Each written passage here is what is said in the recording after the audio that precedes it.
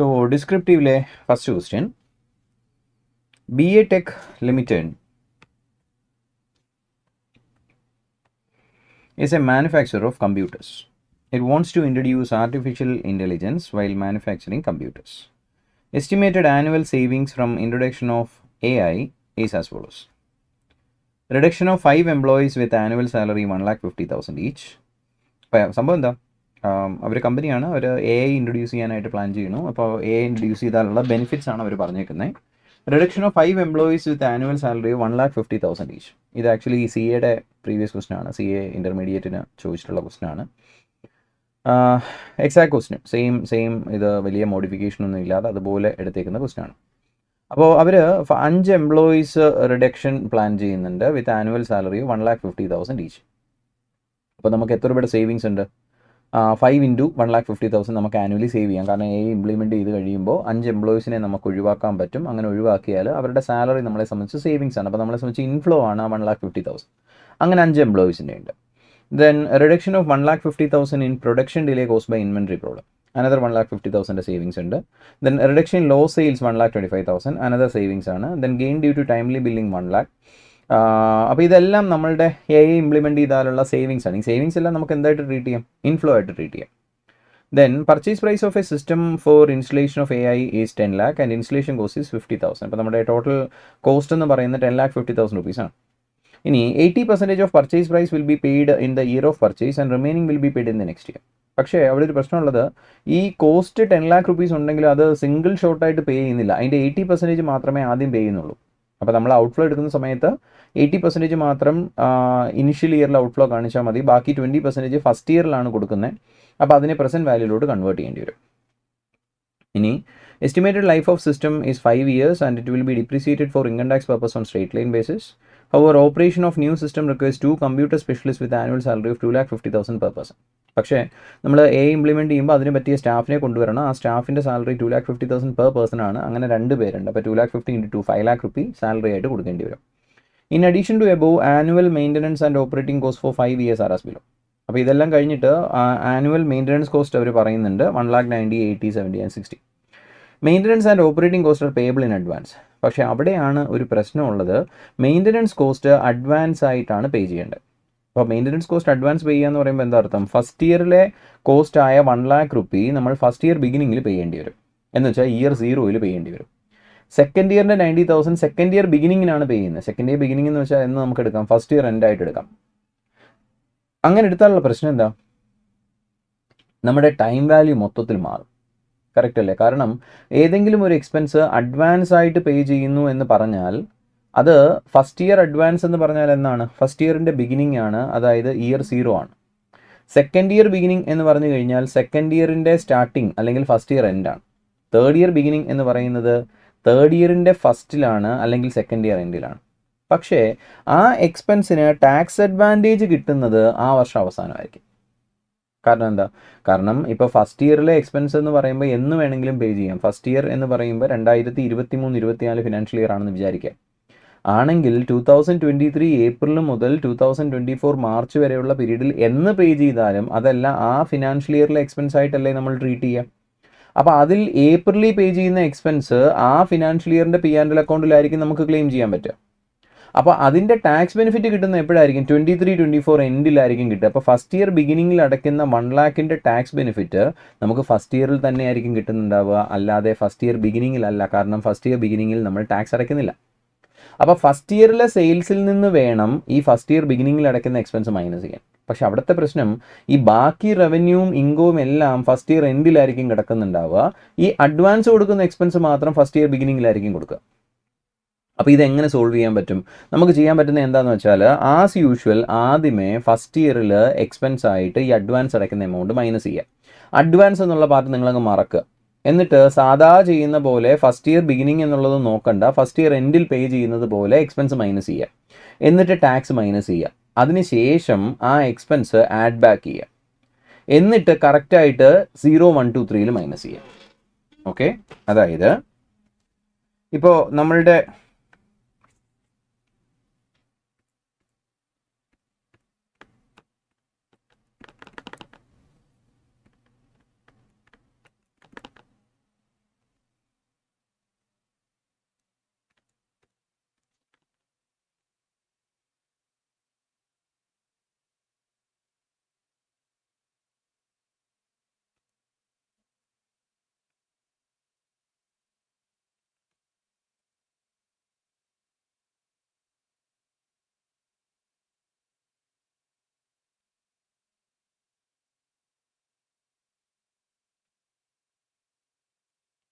Something happened.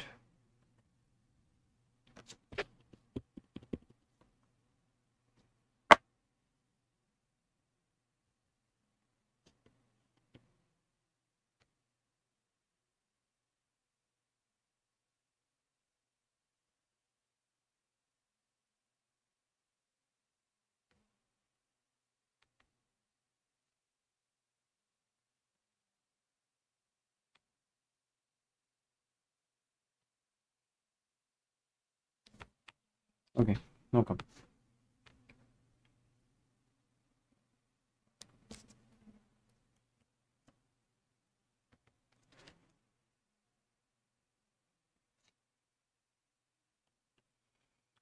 അപ്പോൾ നമ്മൾ ഇപ്പോൾ നമുക്ക് first year, second year, third year and fourth year ഇങ്ങനെ 4 വർഷമാണ് നമുക്ക് വരുന്നതെന്ന് വിചാരിക്കാം. അപ്പോൾ ഇവിടെ നമ്മളുടെ സെയിൽസ് നമുക്കറിയാം. ഫോർത്ത് ഇയർ നമ്മളുടെ സെയിൽസ് നമ്മൾ കാണിക്കും. ഇപ്പോൾ സെയിൽസ് 1 lakh, 2 lakh, 3 lakh. ഇതിൽ നിന്ന് എക്സ്പെൻസ് മൈനസ് ചെയ്യുന്നു.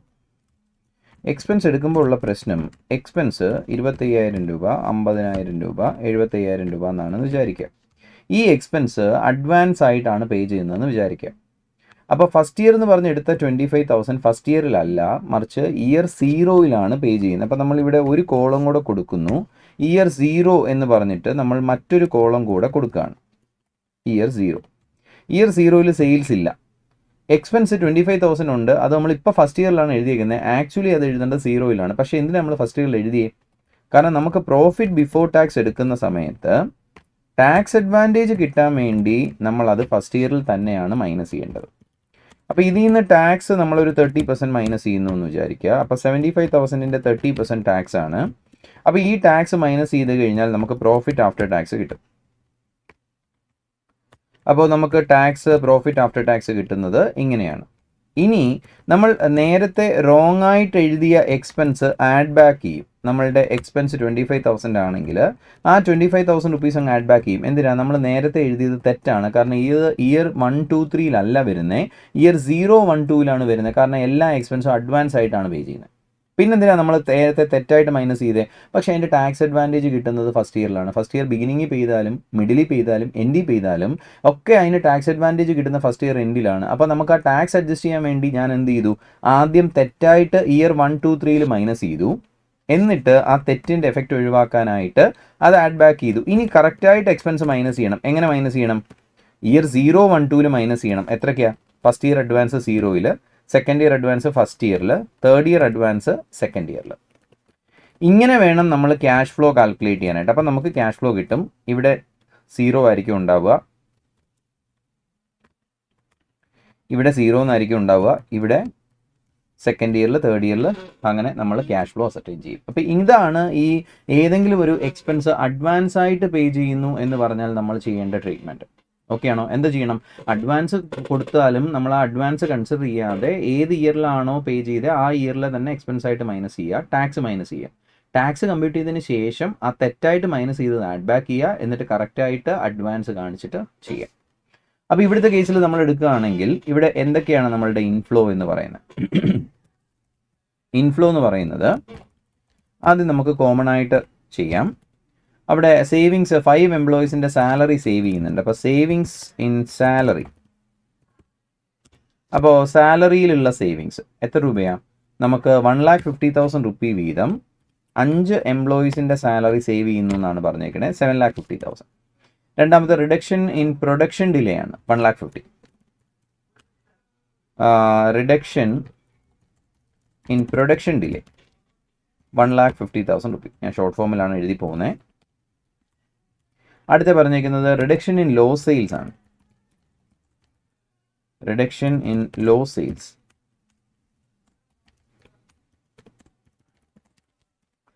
അത് 1,25,000 റുപ്പീസ് ഉണ്ട്. അടുത്തത് gain due to timely billing. Timely billing അതിൻ്റെ ഗെയിൻ പറയുന്നുണ്ട്. അത് 1 lakh റുപ്പി പെർ ആനം. അപ്പോൾ ഇതെല്ലാം നമ്മളുടെ സേവിങ്സ് ആണ്. ഈ സേവിങ്സ് എല്ലാം കൂടെ നമുക്ക് എടുക്കാം. ഇതെല്ലാം നമ്മുടെ ഇൻകം അല്ലേ? അപ്പോൾ ഈ ഇൻകം എല്ലാം കൂടെ ചേരുമ്പോൾ എത്ര രൂപയുണ്ട്? മൊത്തം 11,25,000 റുപ്പീസ് ഇൻകം ഉണ്ട്. ഇനി ഇതിൽ നിന്ന് എക്സ്പെൻസസ് മൈനസ് ചെയ്യണം. എന്തൊക്കെ എക്സ്പെൻസ്? 2 അഡീഷണൽ എംപ്ലോയീസിൻ്റെ സാലറി പറയുന്നുണ്ട്. അത് 2,50,000 റുപ്പീസാണ്. അപ്പോൾ അതിൽ നിന്ന് സാലറി മൈനസ് ചെയ്യാം. കോസ്റ്റാണ് ലെസ് സാലറി. എത്ര രൂപയാണ് സാലറി?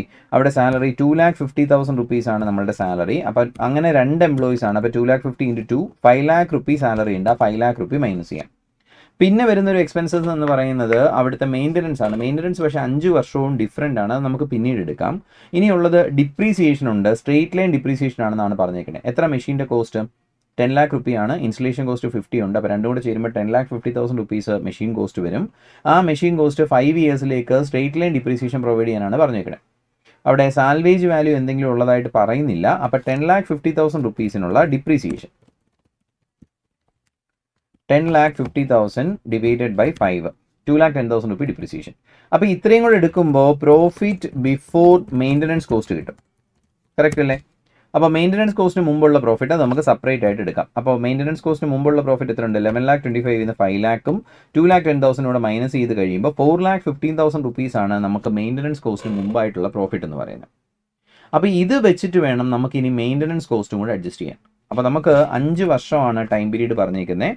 5 വർഷത്തെയും മെയിൻ്റനൻസ് കോസ്റ്റ് തന്നിട്ടുണ്ട്. അപ്പോൾ നമുക്ക് അത് ആദ്യം എന്ത് ചെയ്യാം? 5 വർഷത്തെ മെയിൻ്റനൻസ് കോസ്റ്റ് റോങ് ആയിട്ട് 1 to 5 മൈനസ് ചെയ്യാം. എന്നിട്ട് അത് 0 to 5 4 നമുക്ക് എന്ത് ചെയ്യാം? കറക്റ്റായിട്ട് കാണിക്കുകയും ചെയ്യാം. ഓക്കെ ആണോ? അപ്പോൾ അത്രയും ചെയ്യുമ്പോൾ നമുക്ക് ഇൻ്ററിം ക്യാഷ് ഫ്ലോ കിട്ടും. എങ്ങനെ എടുക്കാം? നമുക്ക് ഇയർ 0, 1, 2, 3, 4, 5 എന്ന് പറഞ്ഞിട്ട് നമുക്കൊരു 5 വർഷത്തെ ഡേറ്റ കാണിക്കണം. അപ്പോൾ ഇവിടെ പ്രോഫിറ്റ് ബിഫോർ മെയിൻ്റനൻസ് കോസ്റ്റ് 4,15,000 റുപ്പീസാണ്. അപ്പോൾ നമുക്ക് ഇനി ഒന്ന് ഷോർട്ടാക്കി ചെയ്യാം.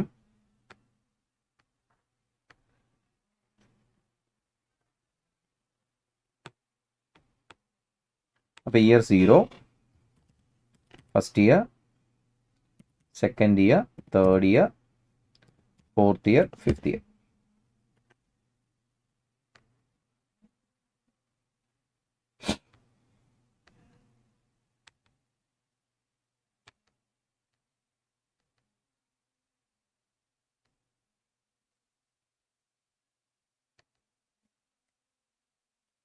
അപ്പോൾ നോക്കിക്കഴിഞ്ഞാൽ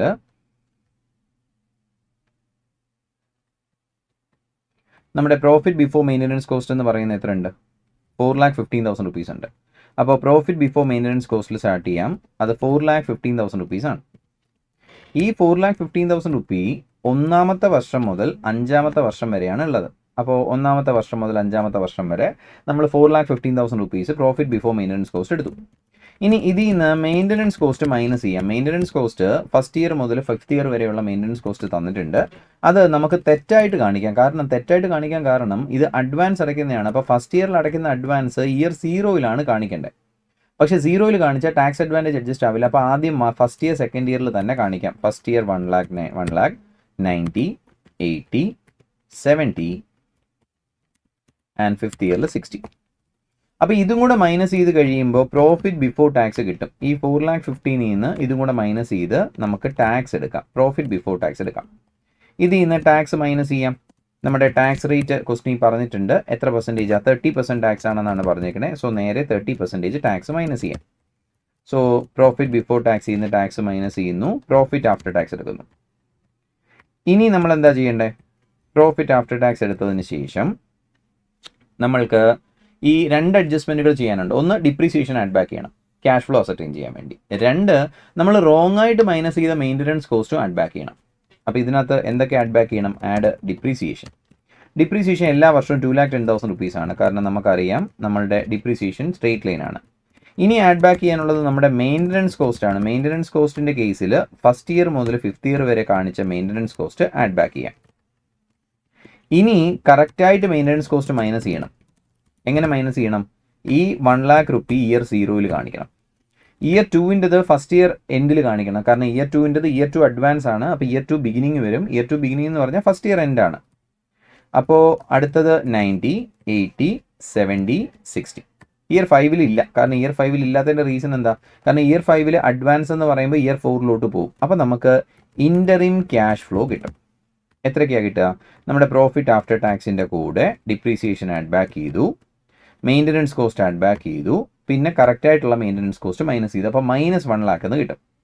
അടുത്തതിനകത്ത് 2,25,500 പ്ലസ് 2,10,000 പ്ലസ് 1 lakh മൈനസ് 90, 440, 447, 454, 461, 5,18,000. അപ്പോൾ ഇവിടെ എന്താ നമ്മൾ ചെയ്തേക്കുന്നത്? ഈ പ്രോഫിറ്റ് ആഫ്റ്റർ ടാക്സിൻ്റെ കൂടെ നമ്മളുടെ ഡിപ്രീസിയേഷൻ ആഡ് ബാക്ക് ചെയ്തു, മെയിൻ്റനൻസ് കോസ്റ്റ് ആഡ് ബാക്ക് ചെയ്തു, പിന്നെ കറക്റ്റായിട്ടുള്ള മെയിൻ്റനൻസ് കോസ്റ്റ് മൈനസ് ചെയ്തു. അപ്പോഴാണ് നമുക്കിപ്പോൾ പറഞ്ഞേക്കുന്ന ഫിഗർ കിട്ടിയേക്കുന്നത്, ഇൻ്ററിംഗ് ക്യാഷ് ഫ്ലോ കിട്ടിയേക്കുന്നത്. ഓക്കെ ആണോ? ഇനി എന്താ ചെയ്യേണ്ടത്? നമ്മൾ ഈ എമൗണ്ടിനെ പ്രസൻറ്റ് വാല്യൂയിലോട്ട് കൺവേർട്ട് ചെയ്യണം. അപ്പോൾ നമ്മുടെ ഡിസ്കൗണ്ടിങ് ഫാക്ടർ അറ്റ് എത്ര പെർസെൻറ്റേജാണ്? അവിടെ ക്വസ്റ്റിനകത്ത് തന്നെ PV ഫാക്ടേഴ്സ് തന്നിട്ടുണ്ട്, 15% PV ഫാക്ടേഴ്സ് തന്നിട്ടുണ്ട്. നേരെ അതിനെ പ്രസൻറ്റ് വാല്യൂയിലോട്ട് കൊണ്ടുവരാം. First year 0.870, 0.756, 0.658, 0.572 and 0.497. അപ്പോൾ അതിനെ ഡിസ്കൗണ്ടിങ് ഫാക്ടർ തന്നിട്ടുണ്ട്, അത് ഉപയോഗിച്ച് മൾട്ടിപ്ലൈ ചെയ്ത് നേരെ പ്രസൻറ്റ് വാല്യൂയിലോട്ട് കൺവേർട്ട് ചെയ്യാം. അപ്പോൾ ഇവിടെ 0യുടെ പ്രസൻറ്റ് വാല്യൂ എത്ര? അത് നമുക്ക് 1 തന്നെയാണ്. അതിൻ്റെ പ്രസൻറ്റ് വാല്യൂ എന്ന് പറയുന്നത് 1 തന്നെയാണ്. അപ്പോൾ അവിടെ 1 lakh എന്ന് കിട്ടും, കാരണം അത് ഓൾറെഡി പ്രസൻറ്റ് വാല്യൂ ആണ്. ഇയർ 0 എന്ന് പറഞ്ഞാൽ എന്താ? പ്രസൻറ്റ് വാല്യൂ ആണ് എന്നുള്ളതാണ് അർത്ഥം. അതിനെ മൾട്ടിപ്ലൈ ചെയ്യുക, പ്രസൻറ്റ് വാല്യൂയിലോട്ട് കൺവേർട്ട് ചെയ്യുക, അതിൻ്റെ സം എടുക്കുക, total PV of interim cash flow. അപ്പോൾ ഈ ക്വസ്റ്റിനകത്ത് സാധാരണ ഉള്ള ക്വസ്റ്റിനിൽ നിന്നുള്ള വ്യത്യാസം എന്താ? അതിൽ ഒരു എക്സ്പെൻസ് അഡ്വാൻസ് ആയിട്ട് പേ ചെയ്തിരുന്നു എന്നതാണ് അവിടുത്തെ ഡിഫറൻസ് എന്ന് പറയുന്നത്. ആ അഡ്വാൻസ് പേ ചെയ്ത എക്സ്പെൻസിൻ്റെ എഫക്റ്റ് ഒഴിവാക്കാൻ നമ്മൾ എന്താ ചെയ്തേ? നമ്മൾ അതിനെ ആദ്യം ഇയർ 1 to 5 കാണിച്ചു, കറക്റ്റായിട്ട് ടാക്സ് മൈനസ് ചെയ്തതിന് ശേഷം അതങ്ങ് ആഡ് ബാക്ക് ചെയ്ത് കളഞ്ഞു, എന്നിട്ട് 0 മുതൽ 4 വർഷം വരെ കാണിച്ചു അഡ്വാൻസിൻ്റെ എഫക്റ്റ് കൊണ്ടുവരുത്താൻ വേണ്ടി. ക്ലിയർ ആണ്? അത് മാത്രമേ ഉള്ളൂ ഇതിനകത്തൊരു എക്സ്ട്രാ അഡ്ജസ്റ്റ്മെന്റ് എന്ന് പറയുന്നത്. അപ്പോൾ ഇവിടുത്തെ ഇൻ്ററിംഗ് ക്യാഷ് ഫ്ലോയുടെ പ്രസന്റ് വാല്യൂ എത്ര കിട്ടും? 14,42,279 എന്ന് കിട്ടും. ടെർമിനൽ വല്ലതും ഉണ്ടോ? അവിടെ ടെർമിനൽ ക്യാഷ് ഫ്ലോ എന്തെങ്കിലും ഉള്ളതായിട്ട് പറയുന്നില്ല. അപ്പോൾ ഇനി ആകെയുള്ള ഇനിഷ്യൽ ക്യാഷ് ഫ്ലോയാണ് PV of initial cash flow.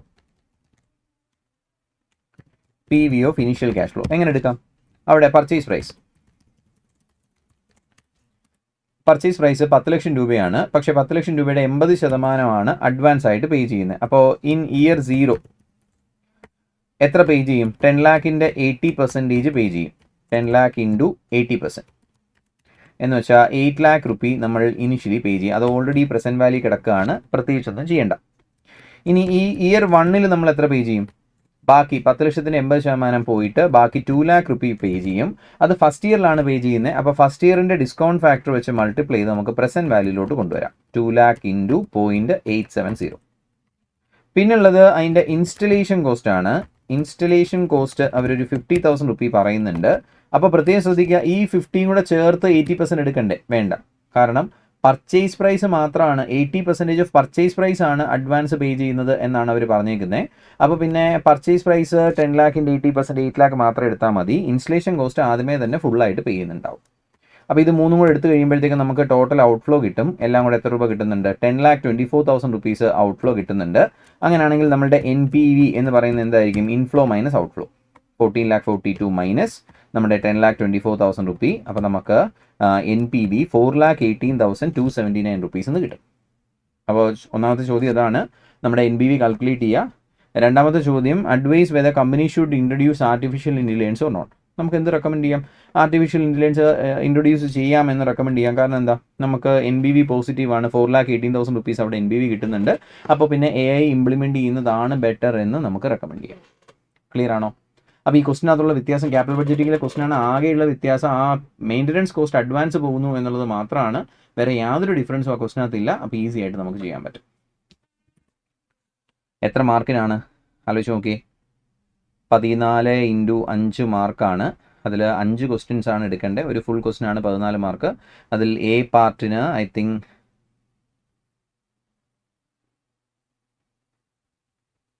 Part Aക്ക് 7 മാർക്കാണെന്ന് തോന്നുന്നു. പാർട്ട് Bക്ക് അനദർ 7 മാർക്കാണ്. 7 വെച്ചിട്ടാണ് വരുന്നത്. മാർക്ക് കമ്പാരിറ്റീവ്ലി കുറവാണ്, 7 മാർക്ക് പോരാ. അതൊരു 10 മാർക്കിന് ഉള്ള ചോദ്യമാണ് ആക്ച്വലി. സ്റ്റിൽ നമുക്കൊരു 7 മാർക്ക് കിട്ടും. രണ്ടാമത്തെ ക്വസ്റ്റിലോട്ട് പോകാം.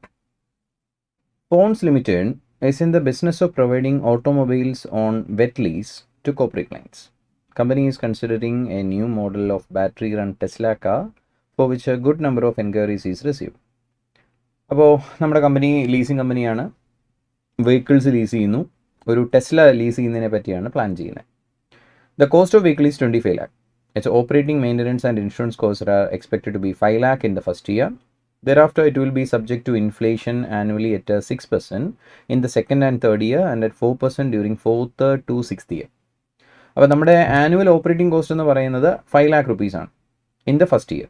അപ്പോൾ ഫസ്റ്റ് ഇയറിൽ മാത്രം 5 lakh rupee operating cost. Then അത് ഓരോ ഇയറിലും 6% വെച്ച് ഇൻഫ്ലേഷൻ വരും. സെക്കൻഡും തേർഡ് ഇയറിലും 6% ഇൻഫ്ലേഷൻ എന്ന് വെച്ചാൽ 6% ഇൻക്രീസ് ആവും, അത്രയേ ഉള്ളൂ.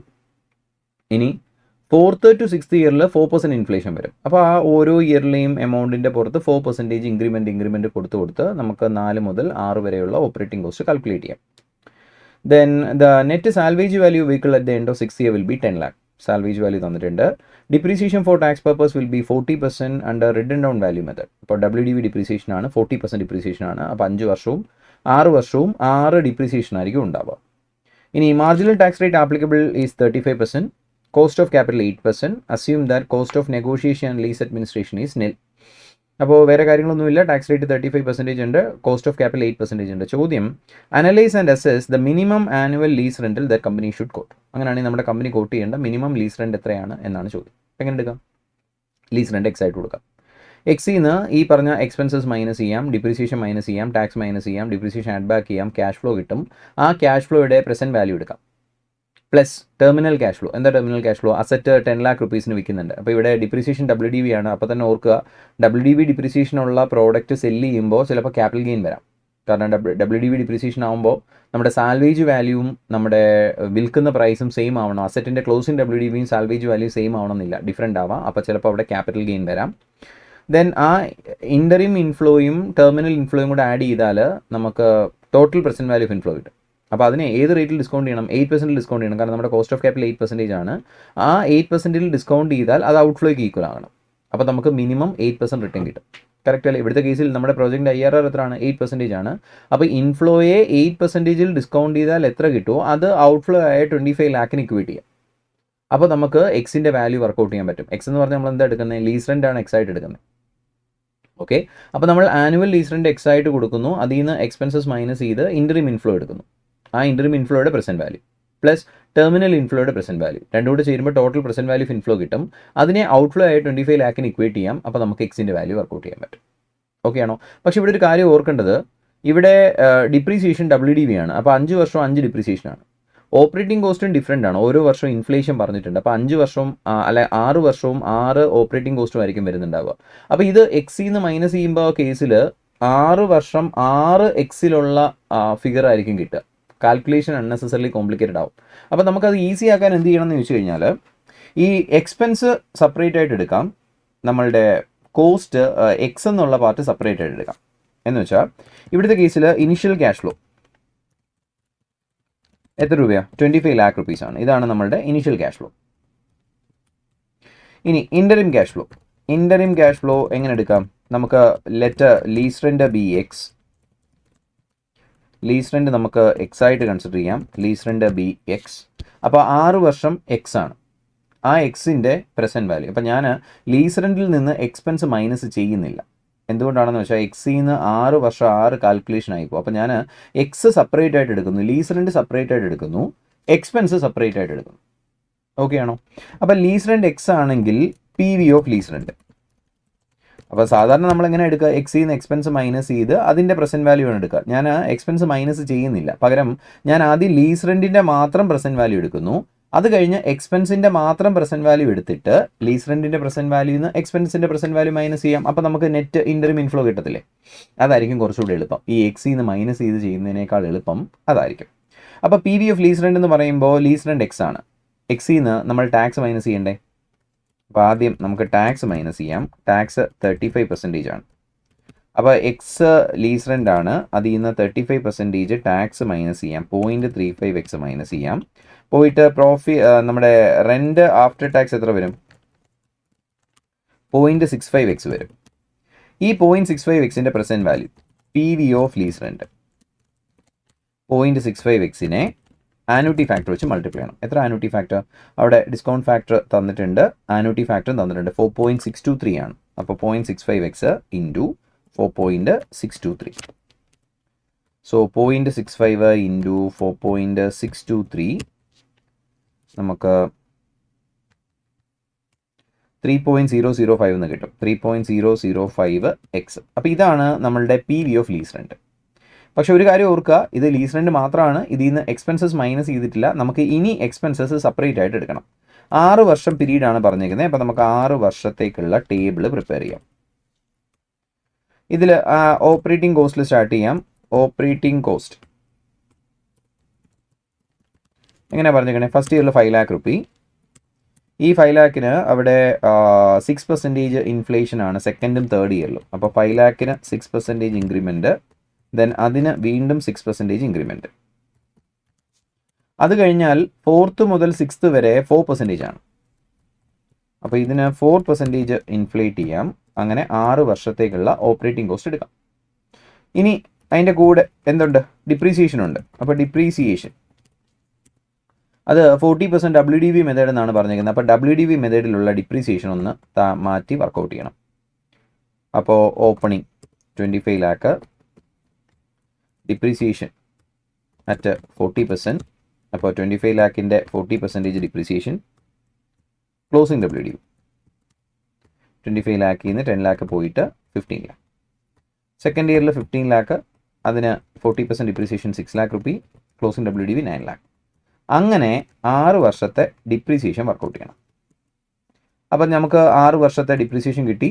6ാമത്തെ വർഷത്തെ ക്ലോസിംഗ് WDV കൊണ്ട് നോക്കുക. 1,16,640 ആണ്. ഈ 1,16,640 WDV ഉള്ള അസറ്റാണ് നമ്മൾ 10 ലക്ഷം രൂപയ്ക്ക് സെല്ല് ചെയ്യുന്നത്. അപ്പോൾ അവിടെ ക്യാപിറ്റൽ ഗെയിൻ വരും. നമുക്കത് പിന്നീട് കൺസിഡർ ചെയ്യാം. തൽക്കാലം നമുക്ക് ആ ഡിപ്രീസിയേഷൻ പാർട്ട് മാത്രം ഒന്ന് എടുത്തെഴുതാം. ഓരോ വർഷത്തെയും ഡിപ്രീസിയേഷൻ. അപ്പോൾ ഇത് നിങ്ങൾ എന്ത് ചെയ്യണം? എക്സാമിന് പ്രിപ്പയർ ചെയ്യുമ്പോൾ എക്സാമിന് ഇത് സെപ്പറേറ്റ് വർക്കിംഗ് നോട്ടായിട്ട് കമ്പ്യൂട്ടേഷൻ ഓഫ് ഡിപ്രീസിയേഷൻ എന്ന് പറഞ്ഞിട്ട് താഴോട്ട് മാറ്റി അതിൻ്റെ ഡിപ്രീസിയേഷൻ സെപ്പറേറ്റ് ആയിട്ട് വർക്ക് ചെയ്യാം. അപ്പോൾ ഡിപ്രീസിയേഷനായി, ഓപ്പറേറ്റിംഗ് കോസ്റ്റായി, ഡിപ്രീസിയേഷനായി. ഇതിൽ നിന്ന് ടാക്സ് അഡ്വാൻറ്റേജ് മൈനസ് ചെയ്യേണ്ടേ? കാരണം നമ്മൾ എക്സ്പെൻസ് മാത്രമാണ് എടുത്തത്. സാധാരണ നമ്മൾ എന്താ ചെയ്യുക? ഇൻകത്തിൽ നിന്ന് എക്സ്പെൻസ് മൈനസ് ചെയ്ത് ടാക്സ് മൈനസ് ചെയ്യുകയാണ് ചെയ്യുക. ഇവിടെ നമ്മൾ എക്സ്പെൻസ് സെപ്പറേറ്റ് ചെയ്തെടുത്തേക്കാണ്. അപ്പോൾ എക്സ്പെൻസിൻ്റെ സമ്മിൽ നിന്ന് നമുക്ക് എന്ത് മൈനസ് ചെയ്യണം? ടാക്സ് അഡ്വാൻറ്റേജ് മൈനസ് ചെയ്യണം. അപ്പോൾ നമുക്ക് ടോട്ടൽ എക്സ്പെൻസ് എത്രയാണ് വരിക? ഡിപ്രീസിയേഷനും ഇതും കൂടെ ചേരുമ്പോൾ നമ്മുടെ ടോട്ടൽ എക്സ്പെൻസസ് എന്ന് പറയുന്നത് 15 lakh, 11,30,000 ആണ് വരിക. അതിൽ നിന്ന് നമുക്ക് ടാക്സ് അഡ്വാൻറ്റേജ് മൈനസ് ചെയ്യാം. ടാക്സ് അഡ്വാൻറ്റേജ് 35% ഉണ്ട്. അപ്പോൾ ഇതിൻ്റെ 35% ടാക്സ് അഡ്വാൻറ്റേജ് ആണ്. ഇത് മൈനസ് ചെയ്ത് കാണിക്കുന്നതിന് പകരം നേരെ അതിൻ്റെ 65% അങ്ങ് എടുത്താലും മതി. കാരണം 35% ടാക്സ് അഡ്വാൻറ്റേജ് കഴിഞ്ഞിട്ട് ബാക്കിയുള്ളതാണ് നമ്മൾ എടുക്കുക. അപ്പോൾ ടാക്സ് അഡ്വാൻറ്റേജിന് ശേഷം നെറ്റ് കോസ്റ്റ് എന്ന് പറയുന്നത് എത്ര വരും? ഇതിൽ നിന്ന് 5,25,000 മൈനസ് ചെയ്തിട്ട് ബാക്കി. ഇനി ഇതിനകത്തോട്ട് നമ്മളുടെ നേരത്തെ ആഡ് ചെയ്ത ഡിപ്രീസിയേഷൻ അങ്ങ് മൈനസ് ചെയ്ത് കളയുക. കാരണം നാളെ നമ്മൾ ഡിപ്രീസിയേഷൻ എക്സ്പെൻസിൻ്റെ കൂടെ ആഡ് ചെയ്ത് വെച്ചേക്കല്ലേ. അപ്പോൾ ആ ആഡ് ചെയ്ത ഡിപ്രീസിയേഷൻ്റെ എഫക്റ്റ് ഒഴിവാക്കാൻ ഇപ്പോൾ എന്ത് ചെയ്യാം? ഡിപ്രീസിയേഷൻ മൈനസ് ചെയ്യാം. ഇപ്പോൾ കിട്ടിയ നെറ്റ് കോസ്റ്റിൽ നിന്ന് ഡിപ്രീസിയേഷൻ 10 ലക്ഷം രൂപ മൈനസ് ചെയ്യാം. അപ്പോൾ -25,000 എന്ന് കിട്ടും. എന്തേ -25,000? ഫസ്റ്റ് ഇയറിൽ കോസ്റ്റ് അല്ല, സേവിംഗ് ആണ് എന്നാണ് അത് ഇൻഡിക്കേറ്റ് ചെയ്യുക. ഇനി ഇതിനെ പ്രസൻറ്റ് വാല്യൂയിലോട്ട് കൊണ്ടുവരാം. ഡിസ്കൗണ്ട് ഫാക്ടർ 8% ക്വസ്റ്റിനിൽ തന്നെ തന്നിട്ടുണ്ട്. അത് 0.926, 857,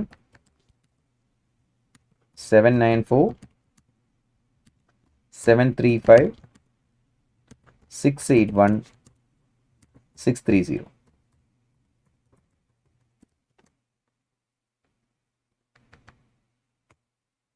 നേരെ പ്രസൻറ്റ് വാല്യൂ കാൽക്കുലേറ്റ് ചെയ്യും.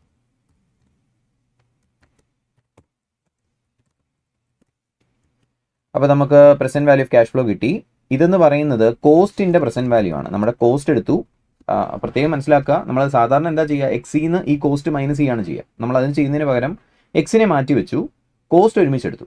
അതിൽ നിന്ന് ഡിപ്രീസിയേഷൻ കൂടെ ചേർത്തിട്ടാണ് കോസ്റ്റ് എടുത്തത്. ടാക്സ് അഡ്വാൻറ്റേജ് മൈനസ് ചെയ്തു. എന്നിട്ട് ഡിപ്രീസിയേഷൻ്റെ എഫക്റ്റ് കളയാൻ വേണ്ടി അത് ഡിപ്രീസിയേഷൻ ഒഴിവാക്കി. നെറ്റ് കോസ്റ്റ് എടുത്തു, അതിനെ പ്രസൻറ്റ് വാല്യൂയിലോട്ട് കൺവേർട്ട് ചെയ്തു. അപ്പോൾ P V of interim cost എത്രയാണ്? P V of interim cost ഇതിൻ്റെ സമ്മാണ്. ഫസ്റ്റ് ഇയറിൽ മൈനസ് ആണ്. എല്ലാം കൂടെ ചേരുമ്പോൾ 9,85,307 എന്ന് കിട്ടും. അപ്പോൾ ഇതാണ് നമ്മുടെ P V of interim cost എന്ന് പറയുക. അപ്പോൾ നമുക്ക് നേരത്തെ ലീസ് റെൻറ്റിൻ്റെ പ്രസൻറ്റ് വാല്യൂ കിട്ടി 3.005x. അതിൽ നിന്ന് ഈ കോസ്റ്റ് ആയ 9,85,307 മൈനസ് ചെയ്യണം. അതായിരിക്കും നമ്മളുടെ P V of interim cash flow എന്ന് പറയുക. അപ്പോൾ P V of interim cash flow എന്ന് പറയുന്നത് എന്തായിരിക്കും? നമുക്ക് നേരത്തെ കിട്ടിയ 3.005x മൈനസ് 3.005x മൈനസ് 9,85,307. ഇതാണ് നമ്മളുടെ P V of interim cash flow എന്ന് പറയുന്നത്.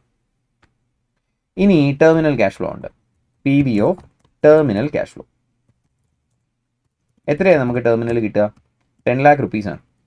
പക്ഷേ അതിൽ നമ്മുടെ കോസ്റ്റ് എന്ന് പറയുന്നത് എത്രയേ ഉള്ളൂ? ക്ലോസിംഗ് WDV എന്ന് പറയുന്നത് എത്രയാണ്? ക്ലോസിംഗ് WDV എന്ന് പറയുന്നത് 1,16,640 റുപ്പീസാണ് ഡിപ്രീസിയേഷൻ കഴിയുമ്പോൾ. അപ്പോൾ അവിടെ ക്യാപിറ്റൽ ഗെയിൻ എന്ന് പറയുന്നതുണ്ട്. എത്രയാണ് ക്യാപിറ്റൽ ഗെയിൻ?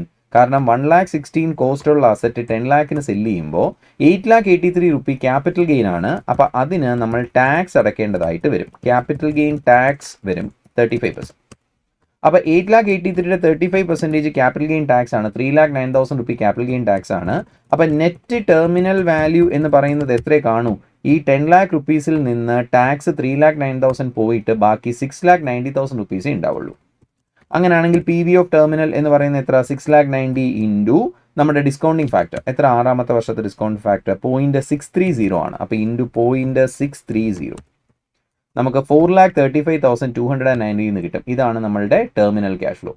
അപ്പോൾ ഇൻ്ററിമും ടെർമിനലും കൂടെ ആഡ് ചെയ്താൽ ടോട്ടൽ ഇൻഫ്ലോ കിട്ടും. ടോട്ടൽ ഇൻഫ്ലോയെ നമുക്ക് ഏതിലോട്ട് ഇക്വേറ്റ് ചെയ്യാം? ഔട്ട്ഫ്ലോ ആയി 25 lakhന് ഇക്വേറ്റ് ചെയ്യാം. എക്സിൻ്റെ വാല്യൂ വർക്കൗട്ട് ചെയ്യാം. അപ്പോൾ ടോട്ടൽ PV ഓഫ് ഇൻഫ്ലോ എന്ന് പറയുന്നത് 3.005x മൈനസ് 9,85,307 പ്ലസ് 4,35,219, കാരണം ഇത് രണ്ടും കൂടെ ചേരുന്നതാണ് ഇൻഫ്ലോ. ഇതിനെ എന്തിലോട്ട് ഇക്വേറ്റ് ചെയ്യാം? ഔട്ട്ഫ്ലോ ആയ 25 lakhന് ഇക്വേറ്റ് ചെയ്യാം. അങ്ങനെയാണെങ്കിൽ 3.005x ഈക്വൽ എത്ര വരും?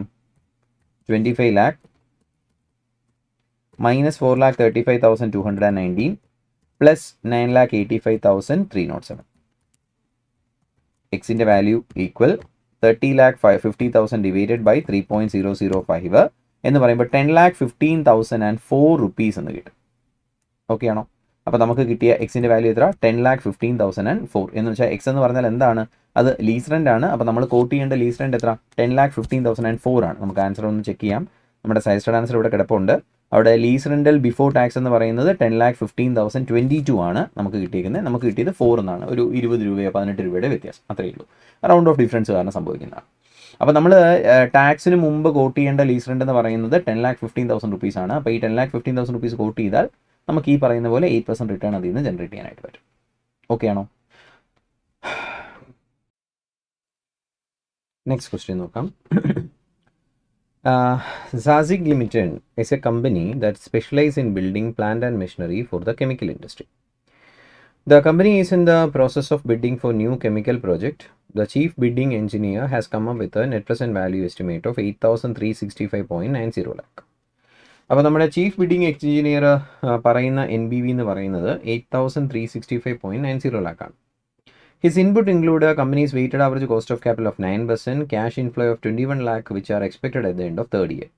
Annual expenditure for year 1, 2 and 3 are 3,100 lakh per year. അപ്പോൾ നമ്മളുടെ ചീഫ് ബിഡിംഗ് എഞ്ചിനീയറുടെ എക്സ്പെക്ടേഷൻ ആണ് പറഞ്ഞേക്കണേ. NBV 8,365 lakh ആണ്. ആ 8,365 എങ്ങനെയാണ് അറൈവ് ചെയ്തേക്കുന്നത്? 21,000 lakh ഇൻപുട്ടാണ് എക്സ്പെക്ട് ചെയ്യുന്നത് at the end of third year. ഓരോ വർഷമല്ല, തേർഡ് ഇയറിൻ്റെ അവസാനം മാത്രം. ആനുവൽ എക്സ്പെൻഡിച്ചർ എന്ന് പറയുന്നത് 3,100 lakh പെർ ഇയർ ആണ്, first year, second year, third ഇയറിൽ. ഇനി chief investment analyst CIA of the company has made the following prediction.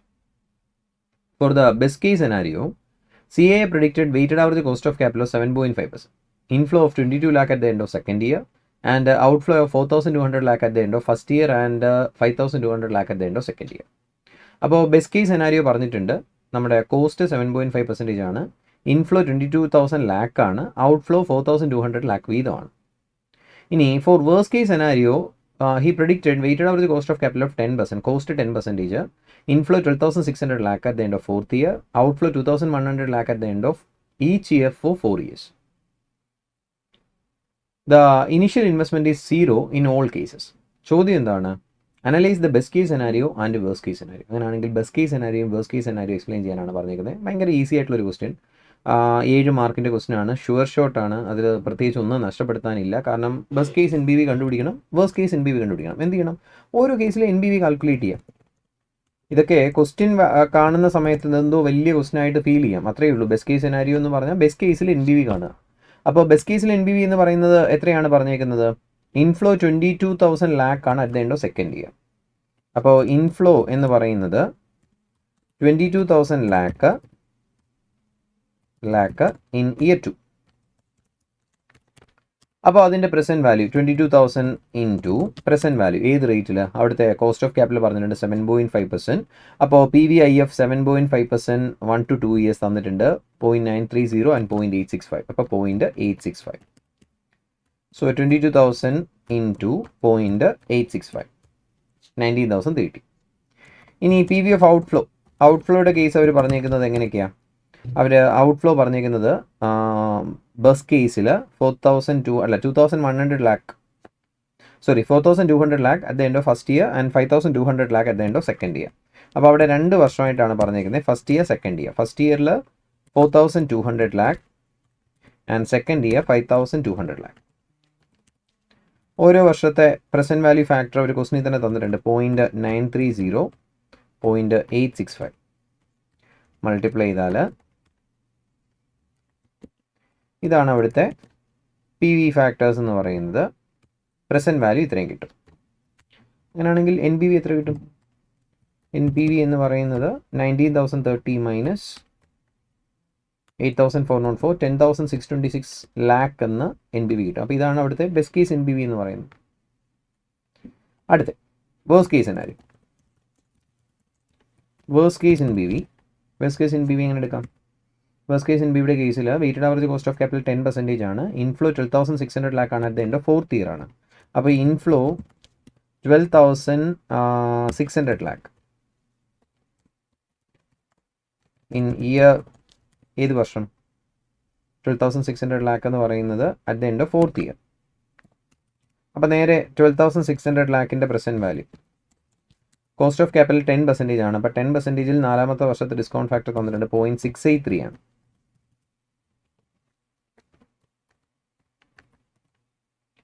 ഇനി ഔട്ട്ഫ്ലോ PVF ഔട്ട്ഫ്ലോ അവിടെ 4 വർഷത്തിലും ഔട്ട്ഫ്ലോ പറയുന്നുണ്ട് 2,100 lakh ഈച്ച്. അപ്പോൾ 2,100 into annuity factor 10% annuity factor 3.170 ആണ്. Into 3.170 6,657. അപ്പോൾ മൈനസ് ചെയ്ത് കഴിഞ്ഞാൽ വേഴ്സ്റ്റ് കേസ് NPV കിട്ടും 1,949 lakh ആണ്, അല്ലെങ്കിൽ 1,948.80 lakh ആണ് അവിടുത്തെ വേഴ്സ്റ്റ് കേസ് NPV എന്ന് പറയാം. അപ്പോൾ ഇത്രയേ ഉള്ളൂ. Suggest and comment on finding of 1. ആദ്യത്തെ ഫൈൻഡിങ് എന്താണ്? നമ്മുടെ ബെസ്റ്റ് കേസ് NPV എന്ന് പറയുന്നത് 10,626 lakhും വേഴ്സ്റ്റ് കേസ് NPV എന്ന് പറയുന്നത് 1,948 lakhും ആയിരിക്കും. അപ്പോൾ നമ്മുടെ NPV എന്ന് പറയുന്നത് ഇതിൻ്റെ ഇൻബിറ്റ്വീൻ ആയിരിക്കും. ഇൻബിറ്റ്വീൻ 1,948 ആൻഡ് 10,626 ആയിരിക്കും. അതാണ് ആദ്യം അവരൊരു NPV പറഞ്ഞത്. അതാണ് ഒരു നോർമൽ കേസ് NPV എന്ന് പറയാൻ പറ്റുക, മോസ്റ്റ് ലൈക്ലി കേസ് എന്ന് പറയാൻ പറ്റുക. 8,365.90 lakh ആണ് ഒരു മോസ്റ്റ് ലൈക്ലി NPV എന്ന് പറയുന്നത്. അപ്പോൾ ഇത്രയേ ഉള്ളൂ. അതിനകത്ത് പ്രത്യേകിച്ച് ഒന്നും ചെയ്യാനായിട്ടില്ല. ഈ വളരെ സിമ്പിൾ ആയിട്ടുള്ളൊരു ക്വസ്റ്റ്യൻ. അതിനകത്ത് കുറേ കോംപ്ലക്സ് ആയിട്ടുള്ള ടേംസും കാര്യങ്ങളൊക്കെ തരുമ്പോൾ നമ്മളൊന്ന് കൺഫ്യൂസ്ഡ് ആവും, ഇതെന്തോ വലിയ ക്വസ്റ്റ്യൻ ആണെന്ന്. ആക്ച്വലി ഒന്നുമില്ല. ഷുവറായിട്ടൊരു 7 മാർക്ക് വാങ്ങിക്കാൻ പറ്റുന്ന ക്വസ്റ്റ്യൻ ആണ് 3A. അപ്പോൾ അടുത്ത ക്വസ്റ്റ്യനിലോട്ട് കയറാം. 3B. അടുത്ത എന്താ പറഞ്ഞേക്കണേ? The dividend on equity share of Raxan Limited have been growing at a rate of 10% per annum for 4 years. ഇപ്പോൾ റാക്സൺ എന്ന് പറയുന്ന കമ്പനി അവരുടെ ഏണിങ്സും ഡിവിഡൻറ്റും ഗ്രോ ചെയ്യുന്ന റേറ്റ് ആണ് പറഞ്ഞിരിക്കുന്നത് 10% ഫോർ ദ നെക്സ്റ്റ് 4 years. അടുത്ത 4 വർഷത്തേക്ക് 10% വെച്ച് ഗ്രോ ചെയ്യും. After 4 years growing rate of dividend is expected to decline linearly to 7%. 4 വർഷം കഴിഞ്ഞാൽ നമ്മുടെ ഗ്രോത്ത് റേറ്റ്, ഡിവിഡൻറ്റിൻ്റെ ഗ്രോത്ത് റേറ്റ് ലീനിയർ ആയിട്ട് 7%-ലോട്ട് എത്തും. ഒറ്റയടിക്ക് 7% ആവും എന്നല്ല പറഞ്ഞേക്കുന്നത്, ലീനിയർലി ഡിക്ലൈൻ ടു 7%. അപ്പോൾ എന്താ ഈ ലീനിയർ ആയിട്ട് ഡിക്ലൈൻ ചെയ്യുക? പതുക്കെ ഡിക്ലൈൻ ചെയ്യുക എന്നുള്ളതാണ്. അതായത് 10 എന്നുള്ളത് പിന്നെ 9 ആവും, 8 ആവും, 7 ആവും, അങ്ങനെ. ഇനി ആഫ്റ്റർ 6 years എന്ന് വെച്ചാൽ 4 വർഷം കഴിഞ്ഞ് 6 വർഷവും കഴിഞ്ഞിട്ട് the growing rate will fall and stabilise at 7% for ever infinitely. 6 വർഷം കഴിഞ്ഞ് കഴിഞ്ഞാൽ പിന്നെ ആ ഗ്രോത്ത് റേറ്റ് 7-ൽ നിന്ന് 7 ആയിട്ട് ഫോൾ ചെയ്യും, പിന്നെ അത് സ്റ്റെബിലൈസ് ചെയ്യും എന്നാണ് പറഞ്ഞേക്കുന്നത്. 7% പെർമനൻ്റ്ലി നിൽക്കും എന്നാണ് അവർ പറഞ്ഞേക്കുന്നത്. അപ്പോൾ അതിൻ്റെ അർത്ഥം എന്താ? ആദ്യത്തെ 4 വർഷം ഗ്രോത്ത് 10, 5-ാമത്തെ വർഷം 9, 6-ാമത്തെ വർഷം 8. 6 വർഷം കഴിഞ്ഞാൽ ആഫ്റ്റർ 6 years അത് 7-ലോട്ട് ഫോൾ ചെയ്യും, പെർമനൻ്റ് ആയിട്ട് 7-ലോട്ട് പോകും, ഇൻഫിനിറ്റി വരെ. ഇത് ഏതിൻ്റെ ആപ്ലിക്കേഷനാണ്? മൾട്ടി സ്റ്റേജ് ഡിവിഡൻഡ് ഡിസ്കൗണ്ട് മോഡലാണ്. നമ്മൾ വാല്യൂഷൻ ചാപ്റ്ററിനകത്ത് പഠിച്ചിട്ടുള്ള multi stage dividend discount model എന്ന് പറയുന്നൊരു മോഡലാണ്. അതിൻ്റെ ആപ്ലിക്കേഷനാണ് ഇവിടെ വന്നേക്കുന്നത്. ഇനി last dividend per share was 3 and investors required rate of return on stock of Raxon Limited 16%. അപ്പം നമ്മുടെ അവസാനത്തെ ഡിവിഡൻഡ് അറിയാൻ 3 രൂപ, KE തന്നിട്ടുണ്ട് 16%. ചോദ്യം, Analyze and assess how much the value per share of Raxon's equity stock should be using 3-phase model. അപ്പോൾ 3 step dividend discount model പ്രകാരം അവരുടെ ഷെയറിന് പ്രൈസ് എത്ര വരണം എന്നാണ് അവർ ചോദിച്ചേക്കുന്നത്. അപ്പോൾ നമുക്ക് എന്ത് ചെയ്യണം, ആ ഓരോ കേസിലെയും ഈ പറഞ്ഞ പോലെ ഡിവിഡൻഡ് വരികയാണെങ്കിൽ നമ്മുടെ മാർക്കറ്റ് പ്രൈസ് എങ്ങനെ വരും. അപ്പോൾ എങ്ങനെയാണ് നമ്മൾ multi stage dividend discount model ചെയ്യുന്നത്?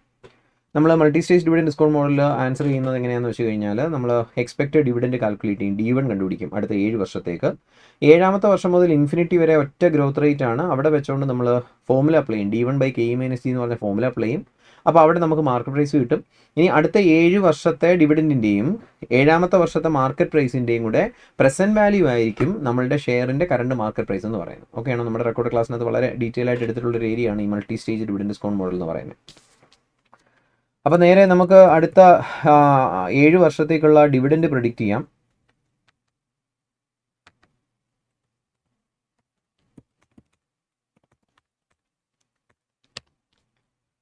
അപ്പോൾ ഡിവിഡൻഡിൻ്റെ കേസ് അവർ പറയുന്നുണ്ട്, ഏറ്റവും അവസാനം പേ ചെയ്ത ഡിവിഡൻഡ് 3 റുപ്പിയാണ്. അത് ആദ്യത്തെ 4 വർഷം 10% വെച്ച് ഗ്രോ ചെയ്യും എന്നാണ് പറഞ്ഞേക്കുന്നത്. അപ്പോൾ 3ക്ക് 10% ഗ്രോത്ത്.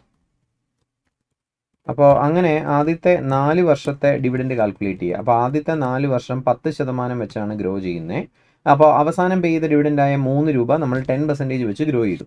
അത് കഴിഞ്ഞാൽ അത് ലീനിയർ ആയിട്ട് 7%ലോട്ട് എത്തും എന്നാണ് പറഞ്ഞേക്കുന്നത്. അപ്പോൾ 5ാമത്തെ വർഷത്തിലെ ഗ്രോത്ത് റേറ്റ് എന്ന് പറയുന്നത് 9% ആണ്. 6ാമത്തെ വർഷത്തിൽ 8%മാണ്. 7ാമത്തെ വർഷം മുതൽ ഇൻഫിനിറ്റി വരെ നമ്മുടെ ഗ്രോത്ത് റേറ്റ് 7% ആണ്. അപ്പോൾ 5.17ന് നമ്മൾ 7% ഗ്രോത്ത് കൊടുക്കുക, അവിടെ 5.53 എന്ന് വരും. ഇനി നമ്മൾ 7ാമത്തെ വർഷത്തെ മാർക്കറ്റ് പ്രൈസ് കാണും, MPS ഇൻ ഇയർ 7 ബിഗിനിങ്. പ്രത്യേകം ശ്രദ്ധിക്കേണ്ട കാര്യം, ഏത് വർഷത്തിലാണോ ഫോമുല അപ്ലൈ ചെയ്യുന്നത് ആ വർഷത്തെ കറണ്ട് മാർക്കറ്റ് പ്രൈസ് ആയിരിക്കും നമ്മൾക്ക് ലഭിക്കുന്നുണ്ടാവുക. അപ്പോൾ 7ാമത്തെ വർഷത്തിൽ ഫോമുല അപ്ലൈ ചെയ്താൽ നമുക്ക് കിട്ടുന്ന മാർക്കറ്റ് പ്രൈസ് 7ാമത്തെ വർഷം ബിഗിനിങ്ങിലെ ആയിരിക്കും. അതിനെ നമ്മൾ 6th ഇയർ എൻഡ് എന്ന് പറഞ്ഞിട്ടായിരിക്കും പ്രസൻറ്റ് വാല്യൂയിലോട്ട് എടുക്കുക. ഇതൊക്കെ നമ്മൾ ക്ലാസ്സിൽ കോൺസെപ്റ്റിനകത്ത് എക്സ്പ്ലെയിൻ ചെയ്തിട്ടുള്ളതാണ്. അപ്പോൾ D1 എന്ന് പറഞ്ഞു കഴിഞ്ഞാൽ 7ാമത്തെ വർഷത്തെ D1 5.53 ആണ്. എക്സ്പെക്റ്റഡ് ഡിവിഡൻഡ് 5.53 ആണ്.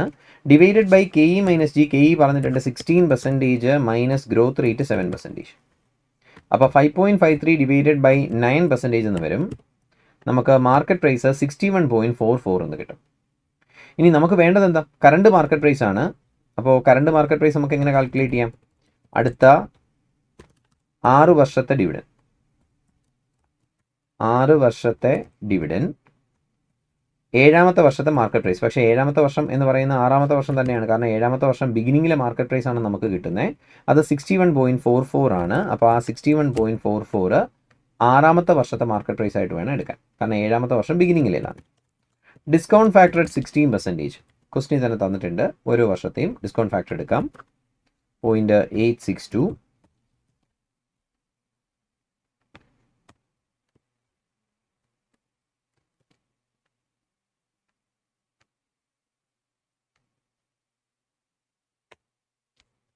0.862, 0.743, 0.641, 552,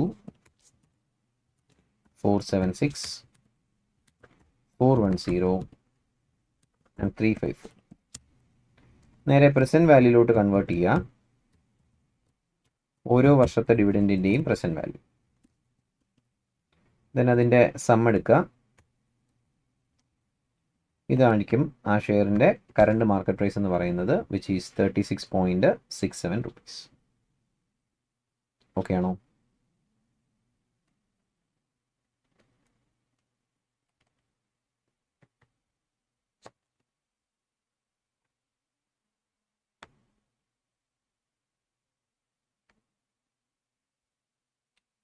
അതിൽ ചെറിയ എന്തോ ഒരു എറർ സംഭവിച്ചു. 40.13 അതിൽ എന്തോ ഒരു എറർ സംഭവിച്ചിട്ടുണ്ട്.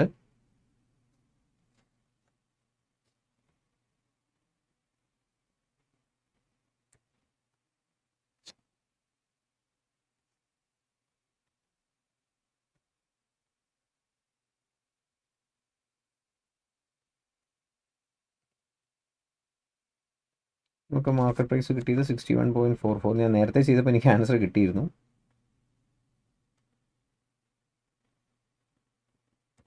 യെസ്.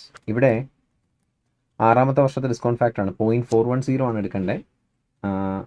അതാണ് തെറ്റിയത്. ഇത് ഇയർ 6 തന്നെയാണ്, പക്ഷേ നമ്മൾ 7ാമത്തെ വർഷത്തെ ഡിസ്കൗണ്ട് ഫാക്ടറാണ് ഇവിടെ എടുത്തത്. 6ാമത്തെ വർഷത്തെ ഡിസ്കൗണ്ട് ഫാക്ടർ തന്നെയാണ് എടുക്കേണ്ടത്, 0.410 തന്നെയാണ് എടുക്കേണ്ടത്. അപ്പോൾ നമുക്ക് ആൻസർ 40.12 എന്ന് കിട്ടും. അപ്പോൾ ഇതാണ് നമ്മളുടെ ആൻസർ എന്ന് പറയുന്നത് 40.12. ഓക്കെ, അപ്പോൾ നോക്കുക question number 4A. The following is a parameter pertaining to 8% fully convertible debentures issued by Dasein Limited at ₹1000. അപ്പോൾ അവിടെ ഫുള്ളി കൺവേർട്ടബിൾ ഡിബഞ്ചേഴ്സ് ആണ്, 8% ഡിബഞ്ചേഴ്സ് ആണ്. അതിൻ്റെ face value ₹1000, market price 1200, conversion ratio 25, that is ഓരോ ഡിബഞ്ചറും 25 equity share ആയിട്ട് convert ചെയ്യാൻ പറ്റും. Straight value of debenture ₹1000, market price of equity share on date of conversion ₹40, expected dividend per share ₹1. ചോദ്യം ഒന്ന്, കൺവേർഷൻ വാല്യൂ ഓഫ് ഡിബഞ്ചർ എത്രയാണ്? നമ്മുടെ conversion value ഓരോ ഡിബഞ്ചറിനെയും 25 ഇക്വിറ്റി ഷെയർ ആയിട്ടാണ് കൺവേർട്ട് ചെയ്യാൻ പറ്റുന്നത്. ഓരോ ഷെയറിനും ₹40 മാർക്കറ്റ് പ്രൈസ് ഉണ്ട്. അപ്പോൾ നമ്മുടെ കൺവേർഷൻ വാല്യൂ എന്ന് പറയുന്നത് എന്തായിരിക്കും? 25 ഷെയറിന് ₹40 വെച്ച് ₹1000 അല്ലേ? 25 × 40 ₹1000 ആയിരിക്കും നമ്മളുടെ കൺവേർഷൻ വാല്യൂ. രണ്ടാമത്തെ ചോദിച്ചിരിക്കുന്നത് market conversion price. Market conversion price എന്ന് വെച്ചാൽ ഒരു ഡിബഞ്ചറിൻ്റെ മാർക്കറ്റ് പ്രൈസ് ₹1200. അപ്പോൾ മാർക്കറ്റ് പ്രൈസ് ഓഫ് ഡിബഞ്ചർ ₹1200. ഇനി നമുക്ക് എത്ര ഷെയർസാണ് കിട്ടുക? Number of shares 25. അപ്പോൾ 25 ഷെയർസിനും കൂടെ ആണ് നമ്മൾ ₹1200 ഡിബഞ്ചർ കൊടുക്കുന്നത്. അപ്പോൾ ഒരു ഷെയറിന് മാർക്കറ്റ് വാല്യൂ വെച്ച് നോക്കുകയാണെങ്കിൽ ₹48 ആണ് നമ്മൾ കൊടുക്കുന്നത്. കറക്റ്റ് അല്ലേ? കാരണം ₹48 വർത്തുള്ള ഡിബഞ്ചർ കൊടുത്തിട്ടാണ് ₹40 മാർക്കറ്റിൽ വിലയുള്ള ഇക്വിറ്റി ഷെയർസ് നമ്മൾ വാങ്ങുന്നത്. അപ്പോൾ അതാണ് അവിടുത്തെ മാർക്കറ്റ് പ്രൈസ്. ഇനി മൂന്നാമത്തെ case, conversion premium per share. ഓരോ ഷെയറിനുമുള്ള കൺവേർഷൻ പ്രീമിയം എന്തായിരിക്കും? കൺവേർഷൻ പ്രീമിയം ₹8 പെർ ഷെയർ ആയിരിക്കും. കാരണം നമ്മളുടെ ഡിബഞ്ചറിന് ₹1200 മാർക്കറ്റ് പ്രൈസ് ഉണ്ട്. അപ്പോൾ 25 ഷെയർസിനും കൂടെ ₹1200 കൊടുക്കുമ്പോൾ നമ്മൾ ഒരു ഷെയറിന് ₹48 വർത്തുള്ള ഡിബഞ്ചറാണ് സറണ്ടർ ചെയ്യുന്നത്. അത് കൊടുത്തിട്ടാണ് നമ്മൾ ഇതിനെ ഇക്വിറ്റി ഷെയർ ആക്കി കൺവേർട്ട് ചെയ്യുന്നത്. ആ ഇക്വിറ്റി ഷെയറിന് ₹40 മാത്രമേ പ്രൈസ് ഉള്ളൂ. അങ്ങനെയാണെങ്കിൽ നമുക്ക് ഒരു ഷെയറിന് എത്ര രൂപ അവിടെ പ്രീമിയം ആപ്ലിക്കബിൾ ആവും? ₹8 പ്രീമിയം ആപ്ലിക്കബിൾ ആവും. അടുത്ത റേഷ്യോ ഓഫ് കൺവേർഷൻ പ്രീമിയം. അപ്പോൾ നമ്മുടെ കൺവേർഷൻ പ്രീമിയത്തിൻ്റെ റേഷ്യോ ആണ് ചോദിച്ചേക്കുന്നത്.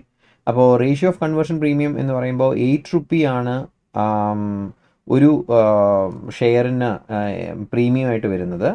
ഒരു ഷെയറിൻ്റെ മാർക്കറ്റ് പ്രൈസ് എന്ന് പറയുന്നത് ₹40. അപ്പോൾ അതിൻ്റെ കൺവേർഷൻ പ്രീമിയത്തിൻ്റെ റേഷ്യോ എന്ന് പറയുന്നത് 20% ആയിരിക്കും. അടുത്ത ചോദിച്ചേക്കുന്നത് premium over straight value of debenture. Straight value 1000 ആണ്. 1000ൻ്റെ പുറത്തുള്ള പ്രീമിയം എത്രയാണ്? അപ്പോൾ നമ്മുടെ പ്രീമിയം ₹8 ആണ്. ₹8 പെർ ഷെയർ ആണ്. അങ്ങനെയാണെങ്കിൽ 25 ഷെയർ അല്ലേ നമുക്ക് കിട്ടുക? അപ്പോൾ 25 ഷെയറിനും കൂടെ ₹200 നമുക്ക് പ്രീമിയം ആയിട്ട് പോകുന്നത്. ഒരു ഡിബഞ്ചറിന് ₹1000 വാല്യൂ വരുന്നത്. അപ്പോൾ 200/1000 അഗെയിൻ 20% ആയിരിക്കും അവിടുത്തെ കൺവേർഷൻ പ്രീമിയം. അപ്പോൾ അതാണ് premium over straight value of debenture എന്ന് പറയുന്നത്. നമ്മുടെ സ്ട്രേറ്റ് വാല്യൂ 1000 ആണ്. 1000ൻ്റെ പുറത്തുള്ള പ്രീമിയം സെയിം അഗെയിൻ 20% തന്നെ. Last favourable income differential per share. എന്താ ഇൻകം ഡിഫറൻഷ്യൽ? അതായത് നമ്മൾ 8% ഡിബഞ്ചറിന് പകരമല്ലേ ഷെയർ വാങ്ങുക. അപ്പോൾ 8% ഡിബഞ്ചറിന് നമ്മൾ എത്രയാണ് ഇൻട്രസ്റ്റ് കൊടുക്കുന്നത്? ഇൻട്രസ്റ്റ് ഓൺ ഡിബഞ്ചർ എന്ന് പറയുന്നത് 1000ന് 8% ആണ്, അതായത് ₹80 ആണ്. എന്നാൽ നമ്മുടെ ഷെയർ കൺവേർട്ട് ചെയ്യുമ്പോൾ ഒരു ഷെയറിന് ഡിവിഡൻ്റായിട്ട് എത്രയേ കൊടുക്കുന്നുള്ളൂ? ₹1 നമ്മൾ ഡിവിഡൻ്റായിട്ട് കൊടുക്കുന്നത്. അപ്പോൾ ഡിവിഡൻഡ് എന്ന് പറയുന്നത് എത്രയാണ്? ഒരു ഷെയറിന് ₹1, പക്ഷേ 25 ഷെയറാണ് ഒരു ഡിബഞ്ചറിന് പകരമായിട്ട് കിട്ടുന്നത്. അപ്പോൾ 25 ഷെയറിന് ₹1 വീതം ₹25 നമ്മൾ ഡിവിഡൻഡ് കൊടുക്കുക. അങ്ങനെയാണെങ്കിൽ എക്സസ് എന്ന് പറയുന്നത് എത്ര ഉണ്ട്? 80 - 25. 55 രൂപയാണ് 25 ഷെയറിനകത്ത് നമുക്കുണ്ടാകുന്ന ലാഭം, കമ്പനിക്കുണ്ടാകുന്ന ലാഭം. അപ്പോൾ അതാണ് അവർ ചോദിച്ചിരിക്കുന്നത് favourable income differential per share. ഒരു ഷെയറിന് എത്ര രൂപയുടെ ലാഭമുണ്ട്? അപ്പോൾ ഒരു ഡിബഞ്ചർ കമ്പനി ഒരു ഡിബഞ്ചറിന് ₹80 ഇൻട്രസ്റ്റ് കൊടുക്കുന്നുണ്ട്. ഈ 80 രൂപ ഈ ഷെയറുകളെല്ലാം കൂടെ, ഈ ഡിബഞ്ചർ എല്ലാം കൂടെ പകരം 25 ഷെയറാണ് കൊടുക്കുക. 25 ഷെയറിനും കൂടി ₹25 കൊടുത്താൽ മതി.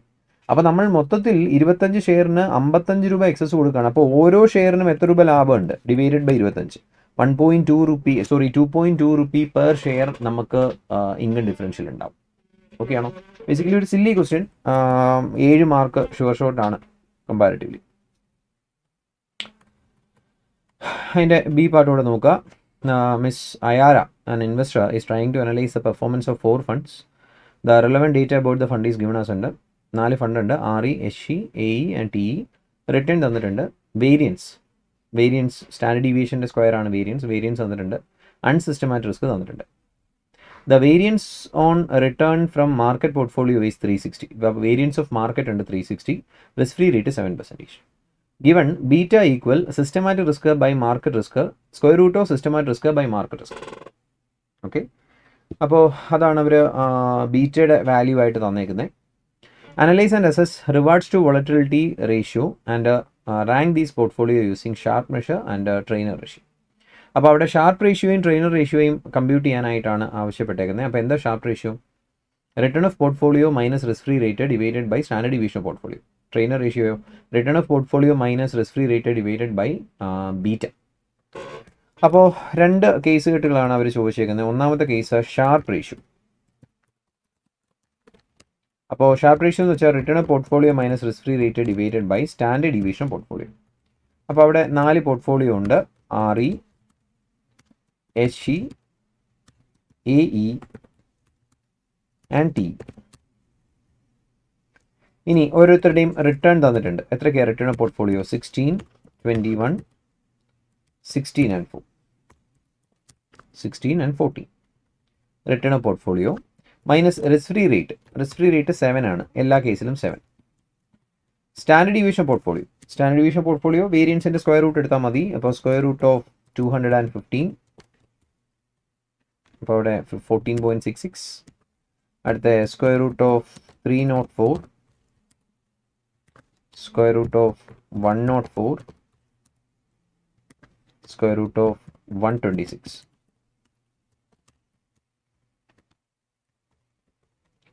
അങ്ങനെയാണെങ്കിൽ ഷാർപ്പ് റേഷ്യോ കാൽക്കുലേറ്റ് ചെയ്യാം. എന്താ? Return of portfolio 16 minus risk free rate 7 divided by standard deviation portfolio 14.66. ചെയ്ത് കഴിഞ്ഞാൽ നമുക്ക് ഷാർപ്പ് റേഷ്യോ കിട്ടും 0.61, 0.8, 0.88, 0.62 എന്ന് കിട്ടും. അതിനെ ബേസ് ചെയ്ത് നമുക്ക് റാങ്ക് ചെയ്യാം. അതിൽ ഏറ്റവും ഹയസ്റ്റ് ഉള്ളത് എയ്ക്കാണ്, സെക്കൻഡ് ഹയസ്റ്റ് HEക്കാണ്, തേർഡ് ഹയസ്റ്റ് TEക്കാണ് ആൻഡ് ഫോർത്ത് ഹയസ്റ്റ് REക്കാണ്. ഇനി അടുത്ത ട്രെയിനർ റേഷ്യോ സെയിം. എന്താണ്? RP മൈനസ് RF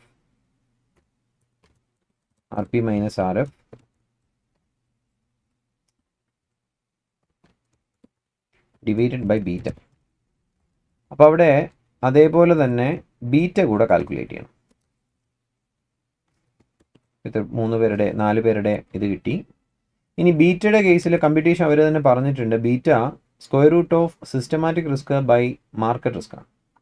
അപ്പോൾ അവിടെ വേരിയൻസ് ഉണ്ട്, അൺസിസ്റ്റമാറ്റിക് റിസ്ക് ഉണ്ട്. മൈനസ് ചെയ്താൽ നമുക്ക് സിസ്റ്റമാറ്റിക് റിസ്ക് കിട്ടും. അപ്പോൾ ആദ്യം നമുക്ക് സിസ്റ്റമാറ്റിക് റിസ്ക് ഒന്ന് കാൽക്കുലേറ്റ് ചെയ്യാം. സിസ്റ്റമാറ്റിക് റിസ്ക് എന്ന് പറയുന്നത് 215 മൈനസ് അൺസിസ്റ്റമാറ്റിക് റിസ്ക് 21 എന്ന് വെച്ചാൽ സിസ്റ്റമാറ്റിക്കും അൺസിസ്റ്റമാറ്റിക്കും കൂടെ ചേരുന്നതാണ് ടോട്ടൽ റിസ്ക്. ആ ടോട്ടൽ റിസ്ക് ആണ് സ്റ്റാൻഡേർഡ് ഡീവിയേഷൻ്റെ സ്ക്വയർ ആണ് നമുക്ക് തന്നേക്കുന്നത്. അപ്പോൾ വേരിയൻസിൽ നിന്ന് അൺസിസ്റ്റമാറ്റിക് റിസ്ക് മൈനസ് ചെയ്താൽ ഏത് കിട്ടും? സിസ്റ്റമാറ്റിക് റിസ്ക് കിട്ടും. അപ്പോൾ ഓരോരുത്തരുടെയും സിസ്റ്റമാറ്റിക് റിസ്ക് കമ്പ്യൂട്ട് ചെയ്യാം. അടുത്തത് 304 മൈനസ് 18. അടുത്ത 104 മൈനസ് 16. അടുത്തത് 126 മൈനസ് 17. ഇതാണ് അവിടുത്തെ സിസ്റ്റമാറ്റിക് റിസ്ക് എന്ന് പറയുന്നത്. അപ്പോൾ ക്വസ്റ്റിനകത്ത് പറയുന്നു systematic risk by market risk അവർ പറഞ്ഞിട്ടുണ്ട് 360 ആണ്. അതിൻ്റെ സ്ക്വയർ റൂട്ട് അതാണ് അവിടുത്തെ ബീറ്റ. അപ്പോൾ ബീറ്റ എന്ന് പറയുന്നത് 194 ഡിവൈഡഡ് ബൈ 360, അതിൻ്റെ സ്ക്വയർ റൂട്ടാണ്. ഇത് ബീറ്റ അല്ല, ഇത് systematic risk divided by market risk ആണ്. അപ്പോൾ 194 ബൈ 360, 286 ബൈ 360, 88 ബൈ 360 അങ്ങനെ. അതിൻ്റെ സ്ക്വയർ റൂട്ട് എടുത്താൽ ബീറ്റ കിട്ടും. So square root of 0.54, beta 0.73, 0.89, 0.49, 0.55 അങ്ങനെ കിട്ടും. ഇനി ട്രെയിനർ റേഷ്യോ കാണാം. RP minus RF divided by ബീറ്റയാണ്. So RP return of portfolio 16 minus RF 7 divided by beta 0.73.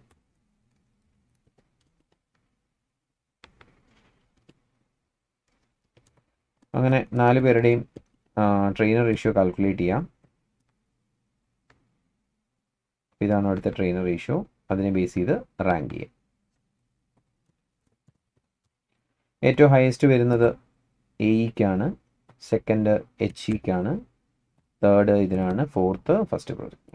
ഇതാണ് അവിടുത്തെ ട്രെയിനർ റേഷ്യോയും സ്റ്റാഫ് റേഷ്യോ. വളരെ സിമ്പിളായിട്ടുള്ള 2 ക്വസ്റ്റ്യൻ, 7 14 മാർക്ക് നമുക്ക് ഷുവറായിട്ട് വാങ്ങിക്കാവുന്ന 2 ക്വസ്റ്റ്യൻസ് ആണ് ചോദിച്ചേക്കുന്നത്.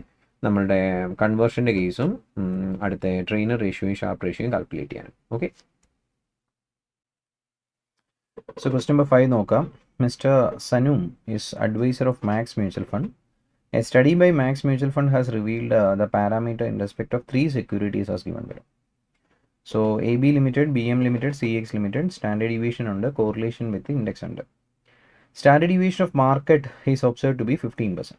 ചോദ്യം, analyze the sensitivity of return of each stock with respect to market. അപ്പോൾ സെൻസിറ്റിവിറ്റി ഓഫ് റിട്ടേൺ ഓഫ് ഈ സ്റ്റോക്ക് എന്ന് വെച്ചാൽ എന്താ? സ്റ്റോക്കിൻ്റെ സെൻസിറ്റിവിറ്റി ബീറ്റയാണ്. സ്റ്റോക്കിന് മാർക്കറ്റുമായിട്ടുള്ള sensitivity beta.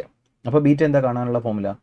Standard deviation of security by standard deviation of market in correlation between security and market. അപ്പോൾ ഇവിടെ സ്റ്റാൻഡേർഡ് ഡീവിയേഷൻ ഓഫ് സെക്യൂരിറ്റി തന്നിട്ടുണ്ട് 25 divided by standard deviation of market തന്നിട്ടുണ്ട് 15 into correlation between security and market 0.6 multiply ചെയ്ത് കഴിഞ്ഞാൽ നമുക്ക് beta calculate ചെയ്യാൻ പറ്റും ഓരോ സെക്യൂരിറ്റിയുടെയും. അടുത്ത ബി എമ്മിൻ്റെ ബീറ്റ 20 ഡിവൈഡഡ് ബൈ 15 ഇൻറ്റു 0.95, അടുത്ത 15 ബൈ 15 ഇൻറ്റു 0.75. അപ്പോൾ നമുക്ക് ഓരോ സെക്യൂരിറ്റിയുടെയും ബീറ്റ എസ്റ്റിമേറ്റ് ചെയ്യാൻ പറ്റും. ഇത് ആക്ച്വലി സ്റ്റഡി മെറ്റീരിയലുള്ള അതേ ക്വസ്റ്റ്യൻ ആണ്, ഡിറ്റോ ക്വസ്റ്റ്യൻ കോപ്പി ചെയ്തേക്കുന്നതാണ്. ചെറിയ ഫിഗേഴ്സ് മാത്രം മാറ്റമുള്ളൂ. എക്സാക്ട്ലി ഇതേ ക്വസ്റ്റ്യൻ സ്റ്റഡി മെറ്റീരിയലുണ്ട്. 2, assess the covariance among various stock. അതൊരു ട്രിക്കി ക്വസ്റ്റ്യൻ ആണ്. കോവേരിയൻസ് എമംഗ് വേരിയസ് സ്റ്റോക്സ്, അതായത് AB-യും BM-ഉം തമ്മിലുള്ള കോവേരിയൻസ്. അപ്പോൾ നമ്മളിത് കാണുമ്പോൾ ആദ്യം മനസ്സിൽ വരുന്നൊരു സംഗതി ബീറ്റയുടെ ഫോമുലയിൽ സബ്സ്റ്റിറ്റ്യൂട്ട് ചെയ്താൽ കോവേരിയൻസ് കിട്ടത്തില്ല എന്നുള്ളതായിരിക്കും. പക്ഷേ പ്രത്യേകം ശ്രദ്ധിക്കുക, ബീറ്റയുടെ formula covariance between security and market by variance of market ആണ്. അപ്പോൾ ബീറ്റയ്ക്ക് 2 ഫോമുല ഉണ്ടല്ലോ. Covariance between security and market by variance of market ചെയ്യുമ്പോൾ നമുക്ക് കോവേരിയൻസ് കിട്ടും. പക്ഷേ ആ കിട്ടുന്ന covariance between security and market ആണ്. അപ്പോൾ AB-യുടെ ബീറ്റ നമ്മൾ ഫസ്റ്റ് ക്വസ്റ്റിനിൽ കാണുന്നുണ്ട്. അപ്പോൾ അത് ഈ ഒരു ഇക്വേഷനിലോട്ട് സബ്സ്റ്റിറ്റ്യൂട്ട് ചെയ്ത് കോവേരിയൻസ് കണ്ടുപിടിച്ചൂടെ എന്നായിരിക്കും നമ്മൾ ചിന്തിക്കുക. പക്ഷെ അത് വർക്കൗട്ട് ആവില്ല. കാരണം AB-യും BM-ഉം തമ്മിലുള്ള കോവേരിയൻസ് ആണ് ചോദ്യം. കോവേരിയൻസ് എമംഗ് വേരിയസ് സ്റ്റോക്സ്, AB-യും BM-ഉം തമ്മിൽ, BM-ഉം CX-ഉം തമ്മിൽ, AB-യും CX-ഉം തമ്മിൽ, അങ്ങനെ കോവേരിയൻസ് കാണാനാണ് ചോദിച്ചേക്കുന്നത്, അല്ലാതെ ഇതല്ല. അപ്പോൾ അവിടെ കോവേരിയൻസ് കാണാനായിട്ട് മറ്റൊരു ഫോമുല ഉപയോഗിക്കേണ്ടതായിട്ട് വരും. Beta of security 1 into beta of security 2 into variance of market, standard deviation of മാർക്കറ്റിൻ്റെ സ്ക്വയർ. ഇപ്പോൾ ബീറ്റ ഓഫ് സെക്യൂരിറ്റി 1 എന്ന് വെച്ചാൽ covariance between A and market ആണ്. ഇപ്പോൾ സെക്യൂരിറ്റി A ആണെങ്കിൽ covariance between A and market divided by variance of market ആണ്, into beta of security 2, രണ്ടാമത്തെ സെക്യൂരിറ്റിയുടെ ബീറ്റ എന്താ? Covariance between security and market, covariance between B and market divided by variance of market, into again variance of market. ചെയ്താൽ ഇവിടെ ഈ ഒരു variance of മാർക്കറ്റും ഒരു വേരിയൻസ് ഓഫ് മാർക്കറ്റും തട്ടിപ്പോവും. പോയിട്ട് covariance between A and market into covariance between B and market divided by variance of market വരും. ഇത് രണ്ടും കൂടെ മൾട്ടിപ്ലൈ ചെയ്ത് കഴിയുമ്പോൾ ഇത് covariance between A and B ആയി മാറും. ഇത് സംശയം ഉണ്ടെങ്കിൽ നിങ്ങൾ 2 സെക്യൂരിറ്റിയുടെ കോവേരിയൻസ് എടുത്ത് ഇതുപോലെ മൾട്ടിപ്ലൈ ചെയ്ത് നോക്കി കഴിഞ്ഞിട്ട് ആ കോവേരിയൻസ് ബിറ്റ്വീൻ Aയും Bയും തമ്മിലുള്ള കോവേരിയൻസും എടുത്ത് നോക്കുക, 2 സെയിം ആയിരിക്കും. അപ്പോൾ കോവേരിയൻസ് ബിറ്റ്വീൻ A ആൻഡ് മാർക്കറ്റും B ആൻഡ് മാർക്കറ്റും കൂടെ മൾട്ടിപ്ലൈ ചെയ്താൽ നമുക്ക് covariance between A and B കിട്ടും, divided by variance of market. അപ്പോൾ നമുക്ക് ഓരോരുത്തരുടെയും കോവേരിയൻസ് എസ്റ്റിമേറ്റ് ചെയ്യാനായിട്ട് പറ്റും.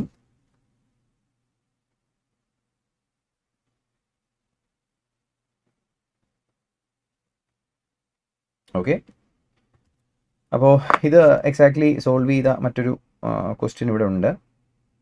Beta of P into beta of Q into variance of market എന്ന് പറഞ്ഞിട്ടുള്ള ഫോമുല ഉപയോഗിച്ചിട്ട് നമ്മൾ എന്ത് കാൽക്കുലേറ്റ് ചെയ്തിട്ടുണ്ട്? ഇതുപോലെ P-യും Q-ൻ്റെയും കോവേരിയൻസ് കാൽക്കുലേറ്റ് ചെയ്തിട്ടുണ്ട്. സ്റ്റഡി മെറ്റീരിയലിലെ ക്വസ്റ്റ്യൻ നമ്പർ 13 ആണ്, പേജ് 415. അവിടെ ഇത് ഡീറ്റെയിൽ ആയിട്ട് സോൾവ് ചെയ്തിട്ടുണ്ട്. സ്റ്റഡി മെറ്റീരിയൽ സോൾവ് ചെയ്ത ക്വസ്റ്റ്യൻ ആയതുകൊണ്ട് ഞാനിത് സോൾവ് ചെയ്ത സമയം കളയുന്നില്ല. ഇനി മൂന്നാമത്തെ ചോദിച്ചേക്കുന്നത് calculate total risk of a portfolio consisting all the 3 stocks equally. അപ്പോൾ അത് ഫോമുല ഉപയോഗിച്ച് ചെയ്യാം. A+B+C² എന്നുള്ള ഫോമുല ഉപയോഗിച്ച് നമുക്ക് ചെയ്യാം. And last assess the systematic risk of portfolio in 3. അതിൽ സിസ്റ്റമാറ്റിക് റിസ്ക് കാണാൻ ചോദിച്ചിട്ടുണ്ട്. സിസ്റ്റമാറ്റിക് റിസ്ക് എന്താ? Beta square into variance of market ആണ്. ഓർക്കുന്നുണ്ടോ? Beta square into variance of market. അപ്പോൾ ഇതാണ് നമ്മുടെ സ്റ്റാൻഡേർഡ് ഡീവിയേഷൻ്റെ സിസ്റ്റമാറ്റിക് റിസ്കിൻ്റെ ഫോമുല എന്ന് പറയുന്നത്. അപ്പോൾ ഇത് ഉപയോഗിച്ച് സിസ്റ്റമാറ്റിക് റിസ്ക് നമുക്ക് കാൽക്കുലേറ്റ് ചെയ്യാം. പക്ഷേ അവിടെ ബീറ്റ എന്ന് പറയുന്നത് പോർട്ട്ഫോളിയോ ബീറ്റയാണ്. അപ്പോൾ പോർട്ട്ഫോളിയോ ബീറ്റ എസ്റ്റിമേറ്റ് ചെയ്യണം. ആ 3 സെക്യൂരിറ്റി ഉണ്ട്, ആ 3 സെക്യൂരിറ്റി ഈക്വൽ പ്രൊപ്പോർഷനിലാണ്. അപ്പോൾ അത് ഉപയോഗിച്ച് പോർട്ട്ഫോളിയോ ബീറ്റ എസ്റ്റിമേറ്റ് ചെയ്തിട്ട് അത് ഉപയോഗിച്ച് വേണം സിസ്റ്റമാറ്റിക് റിസ്ക് അവിടെ കാണാൻ. അല്ലാതെ ഏതെങ്കിലും ഒരു സെക്യൂരിറ്റിയുടെ സിസ്റ്റമാറ്റിക് റിസ്ക് അല്ല, പോർട്ട്ഫോളിയോയുടെ സിസ്റ്റമാറ്റിക് റിസ്ക് ആണ് ചോദിച്ചേക്കുന്നത്. അപ്പോൾ പോർട്ട്ഫോളിയോയുടെ സിസ്റ്റമാറ്റിക് റിസ്ക് വേണമെന്നുണ്ടെങ്കിൽ എന്ത് വേണം, നമുക്ക് പോർട്ട്ഫോളിയോയുടെ ബീറ്റ വേണം. അപ്പോൾ അവിടെ ചോദിച്ചിട്ടില്ലെങ്കിൽ കൂടെ ആ ക്വസ്റ്റ്യനകത്ത് പോർട്ട്ഫോളിയോ ബീറ്റ എസ്റ്റിമേറ്റ് ചെയ്യുക, എന്നിട്ട് beta square into variance of market എന്നുള്ള ഫോമുല ഉപയോഗിച്ച് നമുക്ക് പോർട്ട്ഫോളിയോയുടെ സിസ്റ്റമാറ്റിക് റിസ്ക് എസ്റ്റിമേറ്റ് ചെയ്യാൻ പറ്റും. അടുത്ത 5B ആണ്. Mister Rowan an investor owns a portfolio with following characteristics and it is assumed that security returns are generated by 2-factor model. അപ്പോൾ നമ്മുടെ 2-factor മോഡലാണ്. അതായത് risk free rate plus beta 1 into risk premium 1 plus beta 2 into risk premium 2 plus beta 3 into risk premium 3 etcetera എന്ന് പറയുന്ന APT model, arbitrage pricing theory model, അതിന് base ചെയ്തിട്ടുള്ളൊരു ക്വസ്റ്റനാണ്. With the information of Mr. Round, the newly inducted trainee, Ms. Ayana, has been asked to analyze with comments, if any. അപ്പോൾ അവിടെ factor 1 security MB ഉണ്ട്, അതിൻ്റെ factor 1 sensitivity, factor 2 sensitivity, expected return തന്നിട്ടുണ്ട്, security KN ഉണ്ട്, risk free security ഉണ്ട്. ഇതും study material അതേ question repetition ആണ്. If Mr. Round invests ₹1,80,000 and sells short ₹90,000 of security KN and purchases $270,000 of security MB, analyze sensitivity of Mr. Round's portfolio to the 2 factors. അപ്പോൾ ഒരു portfolio ഉണ്ടാക്കുന്നു. എങ്ങനെ portfolio ഉണ്ടാക്കണേ? He invests 2,90,000 of security, 2,70,000 of security MB, 2,70,000 rupees of security MB and a sell short of 90,000 of security KN, രണ്ടുകൂടെ ചേരുമ്പോൾ 1,80,000 rupee. ഇത് രണ്ടുകൂടെ ചേർത്തൊരു portfolio ഉണ്ടാക്കിയാൽ ഓരോ ഫാക്ടറിനോടുള്ള sensitivity, അപ്പോൾ അതിൽ ഫാക്ടർ 1 സെൻസിറ്റിവിറ്റി എന്ന് പറയുന്നത് എത്രയ്ക്കാണ്? ഓരോ സെക്യൂരിറ്റിക്കും MBക്ക് ഫാക്ടർ 1നോടുള്ള സെൻസിറ്റിവിറ്റി 0.8 ആണ്, 0.80. KNന് ഫാക്ടർ 1നോടുള്ള സെൻസിറ്റിവിറ്റി 1.50 ആണ്. ഇത് ഉപയോഗിച്ച് നമുക്ക് എന്ത് ചെയ്യാം? വെയ്റ്റഡ് സെൻസിറ്റിവിറ്റി എടുക്കാം. വെയ്റ്റഡ് സെൻസിറ്റിവിറ്റി ആണ് ആ പോർട്ട്ഫോളിയോയുടെ സെൻസിറ്റിവിറ്റി എന്ന് പറയുന്നത്. അപ്പോൾ വെയിറ്റ് എന്ന് പറയുന്നത് 2,70,000 ബൈ 1,80,000 ഇൻറ്റു 100 ആണ്, വിച്ച് ഈസ് 150%. ഇവിടെ -50%. അപ്പോൾ F1 ഇൻറ്റു വെയിറ്റ്, അപ്പോൾ 0.8 ഇൻറ്റു 150%, 1.5 ഇൻറ്റു -50%, അതിൻ്റെ സം എടുക്കാം. അപ്പോൾ അവിടെ ഫാക്ടർ 1ൻ്റെ വെയ്റ്റഡ് സെൻസിറ്റിവിറ്റി 0.45 എന്ന് കിട്ടും. ഇതാണ് ഫാക്ടർ 1ൻ്റെ വെയ്റ്റഡ് സെൻസിറ്റിവിറ്റി. അപ്പോൾ ഇതേപോലെ തന്നെ ഫാക്ടർ 2ൻ്റെ സെൻസിറ്റിവിറ്റിയും എടുക്കാം. ഫാക്ടർ 2ൻ്റെ എടുക്കുകയാണെങ്കിൽ ഫാക്ടർ 2ൻ്റെ സെൻസിറ്റിവിറ്റി എന്ന് പറയുന്നത് 0.60യും 1.10 ആണ്. അപ്പോൾ അത് ഫാക്ടർ 2ൻ്റെ വെയ്റ്റഡ് സെൻസിറ്റിവിറ്റി 0.35 എന്ന് കിട്ടും.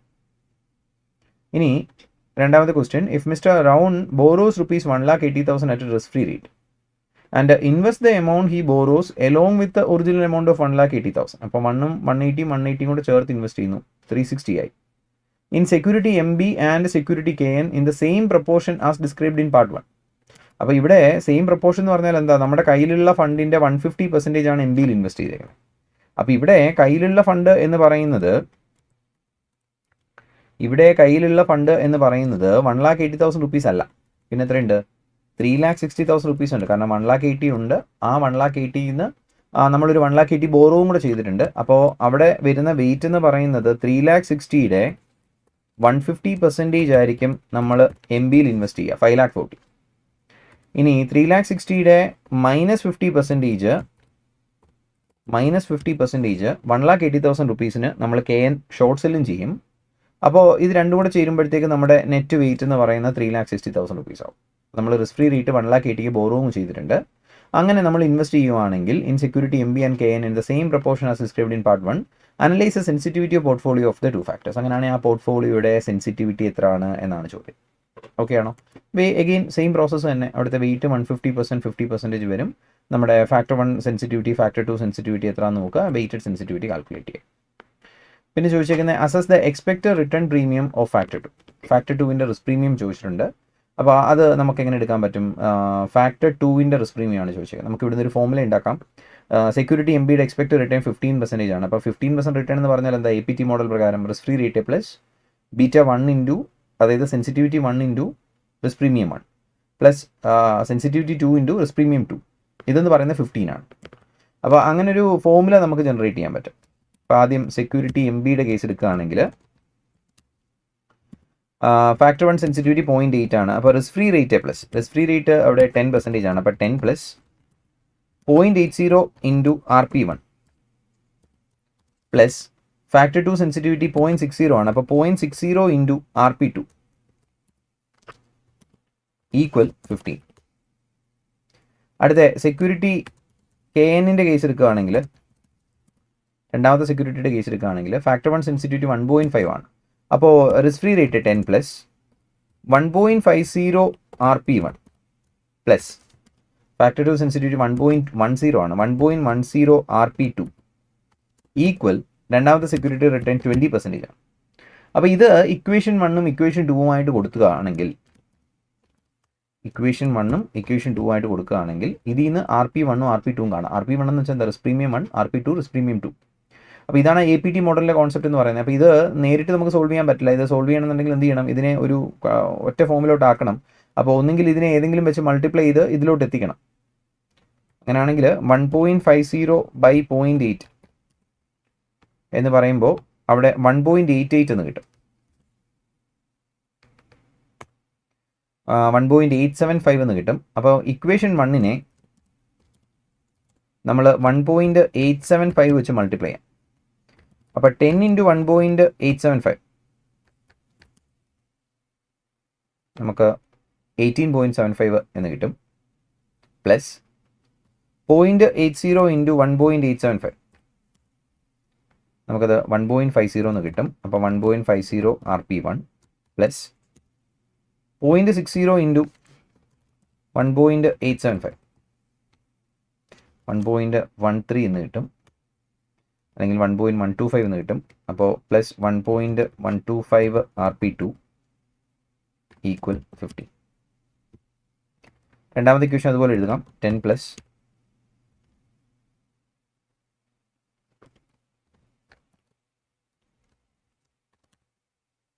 1.50 RP1 പ്ലസ് 1.10 RP2 ഈക്വൽ 20 എന്ന് കിട്ടും.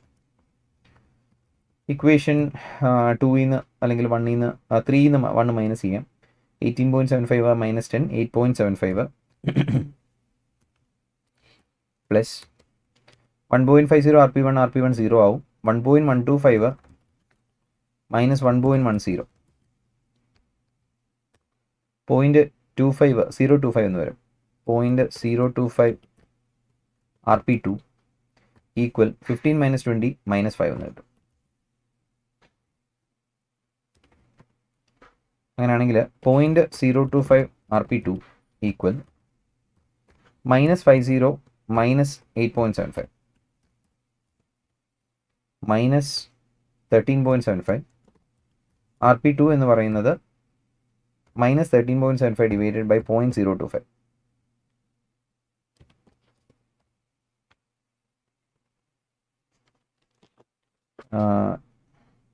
ഇതൊരു മിസ്റ്റേക്ക് പറ്റിയിട്ടുണ്ട്.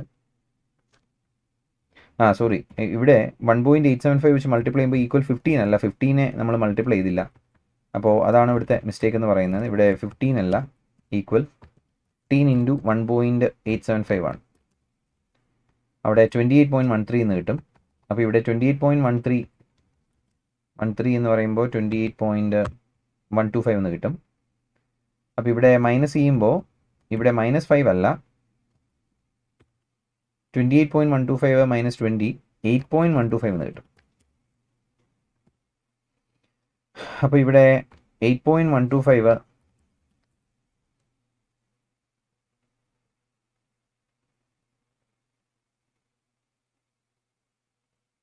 മൈനസ് 8.75. അപ്പോൾ RP2 മൈനസ് 25 എന്നാണ് കിട്ടുക. നമ്മളോട് ചോദിച്ചേക്കുന്നത് assess the expected return premium of factor 2 എന്നാണ്. ഫാക്ടർ 2ൻ്റെ റിസ്ക് പ്രീമിയം ആണ് ചോദിച്ചേക്കുന്നത്. ഫാക്ടർ 2ൻ്റെ എക്സ്പെക്റ്റഡ് റിസ്ക് പ്രീമിയം കറക്റ്റാണ്, മൈനസ് 25% ആണ്. അപ്പോൾ നമുക്ക് മൈനസ് 25 എന്ന് ആൻസർ കിട്ടും. ഓക്കെ ആണോ? അപ്പോൾ ഇത് എഗെയിൻ നമ്മുടെ നോട്ട്സിനകത്തുള്ള സ്റ്റഡി മെറ്റീരിയലിനകത്തുള്ള അതേ ക്വസ്റ്റ്യൻ തന്നെ റിപ്പീറ്റ് ചോദിച്ചേക്കുന്നതാണ്. അപ്പോൾ അടുത്ത ക്വസ്റ്റ്യൻ നോക്കാം. Question number 6. Mr. Hissan is an investor, made the following long-term investment consisting of 3 shares, and the details of his portfolio shares are as follows: P Limited, Q Limited, and R Limited. Number of shares 6 lakh, 8 lakh, 4 lakh, market price 12, beta 12. Ini, Mr. Hissan thinks that the risk of a portfolio is very high and he wants to reduce the portfolio beta to 0.91. അപ്പോൾ അയാളുടെ ആവശ്യം എന്ന് പറഞ്ഞാൽ അയാളുടെ പോർട്ട്ഫോളിയോയുടെ risk കൂടുതലാണ്, അത് 0.91 കുറയ്ക്കണം, beta കുറയ്ക്കണം.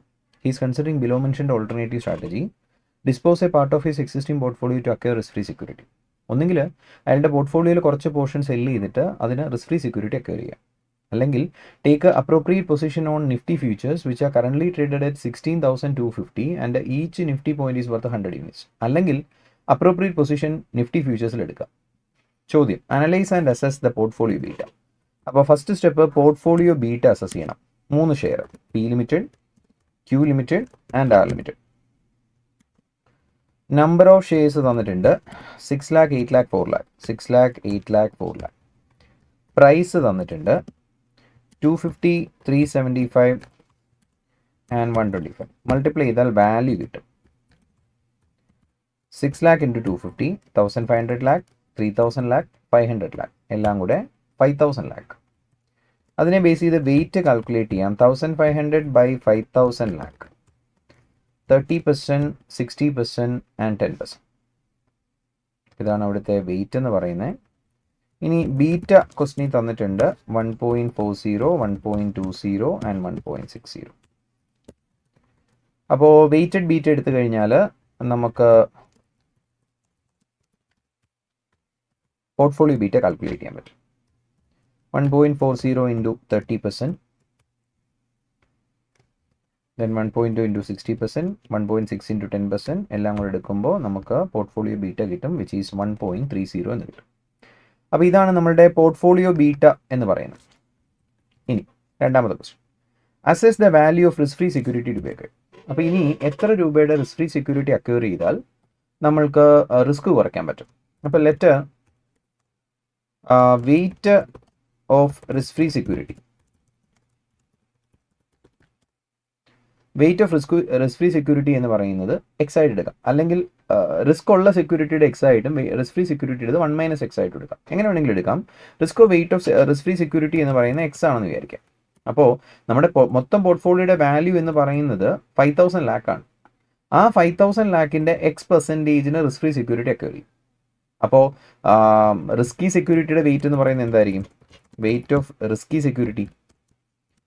സെക്യൂരിറ്റിയുടെ വെയിറ്റ് എന്ന് പറയുന്നത് 1 - x ആയിരിക്കും. കറക്റ്റ് അല്ലേ? അപ്പോൾ മൊത്തം 5000 lakh ആണ്. ഈ 5000 lakhന്റെ സെക്യൂരിറ്റിക്കകത്ത് അതിൻ്റെ X% നമ്മൾ എന്തായിട്ട് എടുക്കുന്നു? റിസ്ക് ഫ്രീ സെക്യൂരിറ്റി അക്വയർ ചെയ്യുന്നു. 1 - x പോർഷൻ നമ്മൾ റിസ്കി സെക്യൂരിറ്റി അക്വയർ ചെയ്യുന്നു. ഇത് രണ്ടും കൂടെ ചേർന്നാൽ എത്ര വരണം? 5000 lakh വരണം. അങ്ങനെയാണെങ്കിൽ റിസ്ക് ഫ്രീ സെക്യൂരിറ്റിയുടെ വാല്യൂ എത്ര ആണ് എന്നാണ് നമ്മൾ കണ്ടുപിടിക്കാൻ പോകുന്നത്. അപ്പോൾ എക്സും 1 - x കൂടെ ചേർന്ന് കഴിഞ്ഞാൽ എത്ര വരണം? 5000 lakh വരണം. അതിൽ റിസ്കി സെക്യൂരിറ്റി നമ്മുടെ കയ്യിൽ ഇപ്പോൾ ഇരിപ്പുണ്ട് 5000 lakhനുള്ളത്. മാത്രമല്ല അതിൻ്റെ ബീറ്റ നമുക്കറിയാം എത്രയാണ്. നമ്മുടെ ബീറ്റ എന്ന് പറയുന്നത് 1.3 ആണ്. അപ്പോൾ അങ്ങനെ നമ്മൾ അക്വയർ ചെയ്യുമ്പോൾ റിസ്കി സെക്യൂരിറ്റിയുടെ ബീറ്റ എന്ന് പറയുന്നത് എത്രയാണ്? 1.3 ആണ്. ഇനി റിസ്ക് ഫ്രീ സെക്യൂരിറ്റി ആയ എക്സിൻ്റെയോ അതിൻ്റെ ബീറ്റ 0 ആണ്. അപ്പോൾ X into 0 plus 1 - x into 1.3. ഇപ്പോൾ നമുക്ക് പോർട്ട്ഫോളിയോ ബീറ്റയായി. അത് എത്ര കിട്ടണം? അത് 0.91 ആയിട്ട് കുറയണം. കറക്റ്റ് അല്ലേ? നമ്മുടെ ബീറ്റ 0.91 ആയിട്ട് റെഡ്യൂസ് ചെയ്യണം എന്നാണ് പറഞ്ഞേക്കുന്നത്. അപ്പോൾ ബീറ്റ 0.91 എന്ന് പറയുമ്പോൾ നമ്മുടെ പുതിയ പോർട്ട്ഫോളിയോക്കകത്ത് എന്തൊക്കെയുണ്ട്? റിസ്കി സെക്യൂരിറ്റി ഉണ്ട്, റിസ്ക് ഫ്രീ സെക്യൂരിറ്റി ഉണ്ട്. റിസ്കി സെക്യൂരിറ്റിയുടെ ബീറ്റ 1.3 ആണ്. അതിൻ്റെ വെയിറ്റ് 1 - x ആണ്. റിസ്ക് ഫ്രീ സെക്യൂരിറ്റിയുടെ വെയിറ്റ് എക്സ് ആണ്. അതിൻ്റെ ബീറ്റ 0 ആണ്, കാരണം റിസ്ക് ഫ്രീ സെക്യൂരിറ്റിയുടെ ബീറ്റ 0.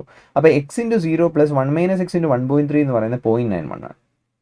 അങ്ങനെയാണെങ്കിൽ X into 0 0, 1 - x into 1.3, 1.30 minus 1.30 X equal 0.91.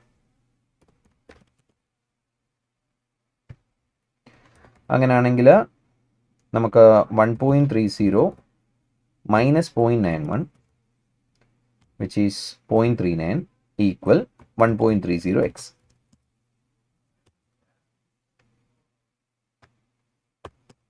Xന്റെ value എത്ര കിട്ടും?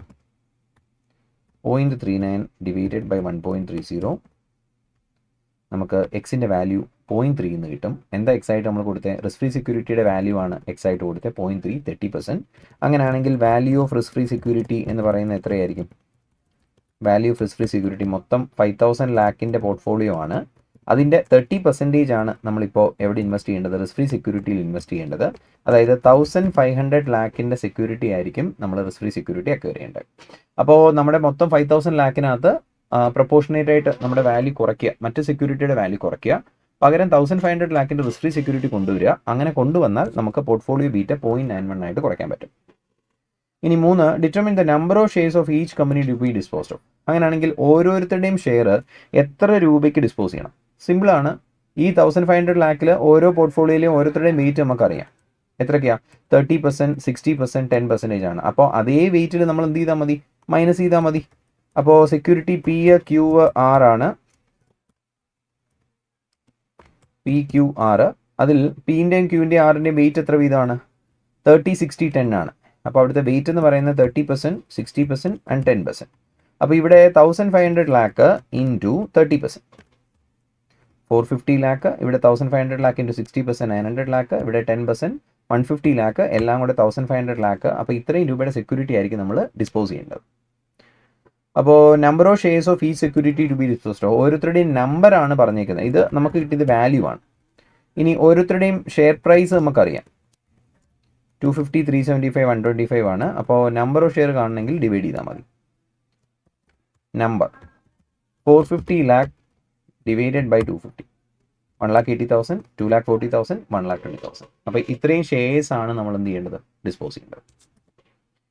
ലാസ്റ്റ് ക്വസ്റ്റ്യൻ ചോദിച്ചേക്കുന്നത്, if mister Hisan seeks to increase the portfolio beta to 2.275, analyse the proportion of market value of investment of Q limited to the value of total investment plus 10% margin on future. അപ്പോൾ പറയുന്നു ഹിസാന് portfolio beta 2.275 ആയിട്ട് increase ചെയ്യണം. അപ്പോൾ portfolio beta കൂട്ടണം. ചോദ്യം, analyse the proportion of market value of investment of Q limited. അങ്ങനെയാണെങ്കിൽ 3 share ആയ P Q ആറിനകത്ത് Q ലിമിറ്റഡിന്റെ ഷെയറിന്റെ വാല്യൂവിന്റെ ഇൻവെസ്റ്റ്മെന്റ് പ്രൊപ്പോർഷൻ എത്രയാണ്? ഏതിന്റെ പുറത്ത്? To value of total investment plus 10% margin on future. ഫ്യൂച്ചറിന്റെ മാർജിൻ്റെ 10% കൂടെ ചേർത്തിട്ട്. അപ്പോൾ അതിൻ്റെ അർത്ഥം എന്താ? നമ്മൾ ഫ്യൂച്ചർ ഉപയോഗിച്ചാണ് റിസ്ക് കൂട്ടാൻ പോകുന്നത്. ബീറ്റ കൂട്ടാൻ പോകുന്നത് ഫ്യൂച്ചർ ഉപയോഗിച്ചാണ്. അങ്ങനെ ഫ്യൂച്ചേഴ്സ് ഉപയോഗിച്ച് റിസ്ക് കൂട്ടുമ്പോൾ, പോർട്ട്ഫോളിയോ ബീറ്റ ഇൻക്രീസ് ചെയ്യുമ്പോൾ ക്യൂ ലിമിറ്റഡിന്റെ പ്രൊപ്പോർഷൻ എത്രയാണെന്നുള്ളതാണ് ചോദ്യം. ഏതിൻ്റെ പുറത്ത്? ടോട്ടൽ ഇൻവെസ്റ്റ്മെന്റ് പ്ലസ് ഫ്യൂച്ചേഴ്സിന്റെ 10% എന്ന് പറയുന്ന വാല്യൂവിന്റെ പുറത്തുള്ള പ്രൊപ്പോർഷൻ എത്രയാണ് എന്നാണ് ചോദ്യം. ആദ്യം നമുക്ക് എന്ത് ചെയ്യാം? ഈ പോർട്ട്ഫോളിയോ ബീറ്റ എങ്ങനെ ഇൻക്രീസ് ചെയ്യാൻ നോക്കാം. എങ്ങനെ ഇൻക്രീസ് ചെയ്യുന്നത്?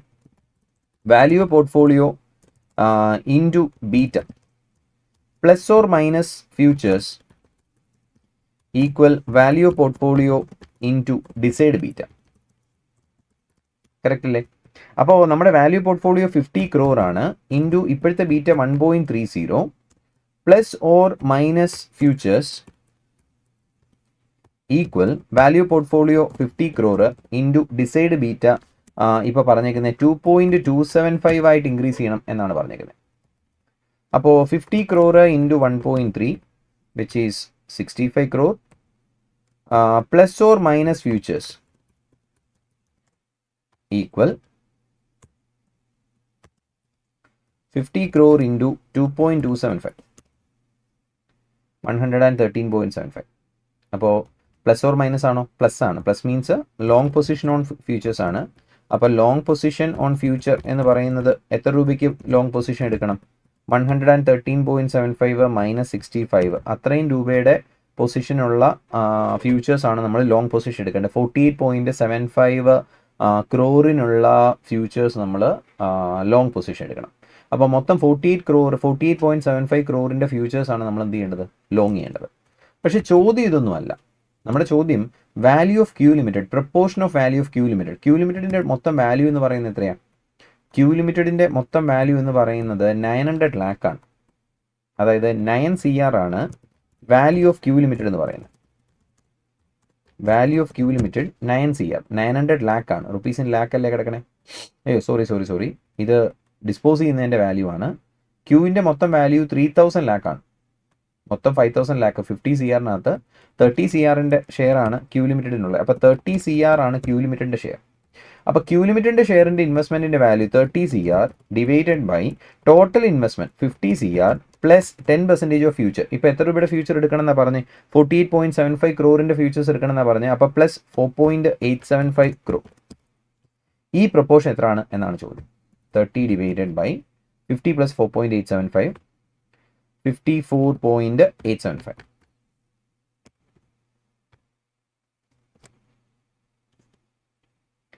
ഇൻറ്റു 100 54.67% എന്ന് കിട്ടും. അപ്പോൾ നമ്മൾ നാലാമത്തെ കേസ് എന്താ, ക്യൂ ലിമിറ്റഡിൻ്റെ പ്രൊപ്പോർഷൻ എന്ന് പറയുന്നത് എത്രയാണ്? 54.67% ആണ് ക്യൂ ലിമിറ്റഡിൻ്റെ ഇൻവെസ്റ്റ്മെൻറ്റ് പ്രൊപ്പോർഷൻ എന്ന് പറയുന്നത്. അപ്പോൾ ഇവിടെ കിടപ്പുണ്ട് പ്രൊപ്പോർഷൻ ഓഫ് ക്യൂ ലിമിറ്റഡ് 54.67%. അപ്പോൾ നമ്മുടെ മൊത്തം വാല്യൂ പ്ലസ് 10% ഓഫ് ദ ഫ്യൂച്ചറിൻ്റെ വാല്യൂ എന്ന് പറയുമ്പോൾ അതിൻ്റെ 54.67% ആണ് 30 CR അഥവാ ക്യൂ ലിമിറ്റഡിൻ്റെ ഷെയറിൻ്റെ ഇൻവെസ്റ്റ്മെൻറ്റ് എന്ന് പറയും. അടുത്ത the information pertaining to shares of മാച്ചോൺ limited is available below.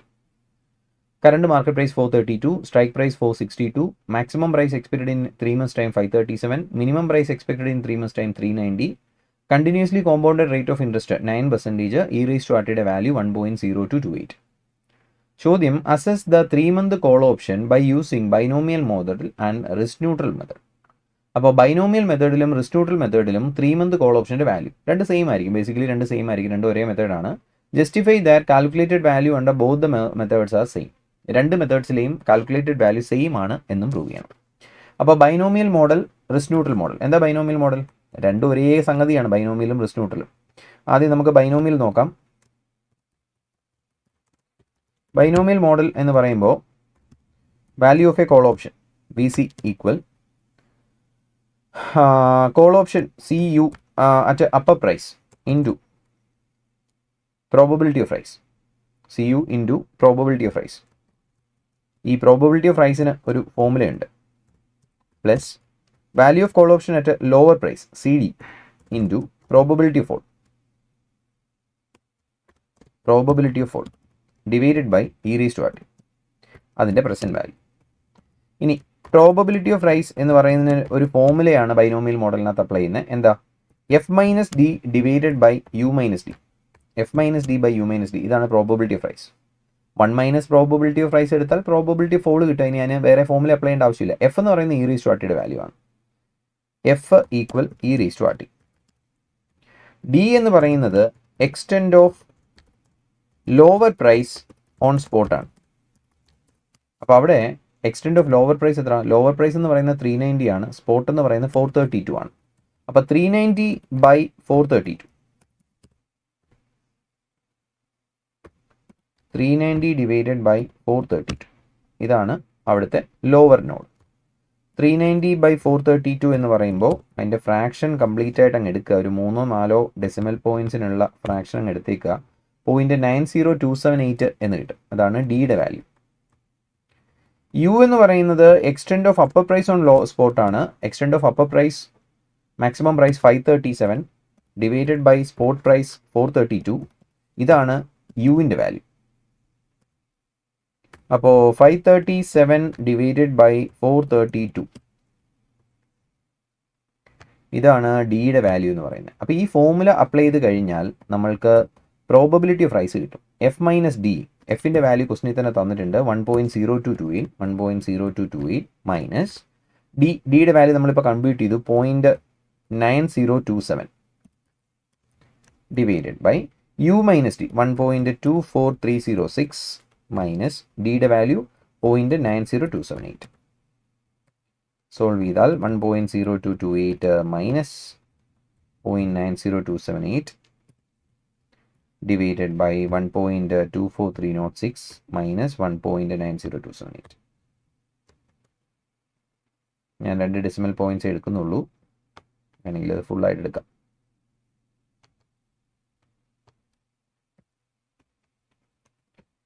Solve ചെയ്താൽ പ്രോബബിലിറ്റി ഓഫ് റൈസ് കിട്ടും. പ്രോബബിലിറ്റി ഓഫ് റൈസ് 35% എന്നാണ് കിട്ടുക. 0.35272 എന്ന് കിട്ടും പ്രോബബിലിറ്റി ഓഫ് റൈസ്. അപ്പോൾ പ്രോബബിലിറ്റി ഓഫ് ഫോൾ എത്രയായിരിക്കും? പ്രോബബിലിറ്റി ഓഫ് ഫോൾ എന്ന് പറയുന്നത് 1 മൈനസ് 0.35, 65% നമുക്ക് പ്രോബബിലിറ്റി ഫോളും കിട്ടും. ഇനി വാല്യൂ ഓഫ് കോൾ ഓപ്ഷൻ എന്ന് പറഞ്ഞാൽ എന്താ? Value of call at upper node CU, value of call at upper node 537 ആണ്. എക്സസൈസ് പ്രൈസ് 462 ആണ്. അപ്പം നമ്മൾ എക്സസൈസ് ചെയ്യും. 537ഉം 462 തമ്മിലുള്ള ഡിഫറൻസ് ആണ് വാല്യൂ ഓഫ് കോൾ ഓപ്ഷൻ എന്ന് പറയുക. അറ്റ് അപ്പർ നോഡ് 537 മൈനസ് 462, അതാണ് CUവിൻ്റെ വാല്യൂ. CDയുടെ വാല്യൂ എന്ന് പറയുന്നത് ലോവർ പ്രൈസ് 390 ആണ്. 390 ആയാൽ ഓപ്ഷൻ ലാപ്സ് ചെയ്യത്തേ ഉള്ളൂ. നമ്മുടെ വാല്യൂ എത്ര ആയിരിക്കും? 0 ആയിരിക്കും. അങ്ങനെയാണെങ്കിൽ 75 into probability of rise 0.35272 plus 0 into probability fall divided by e⁻t 1.0228.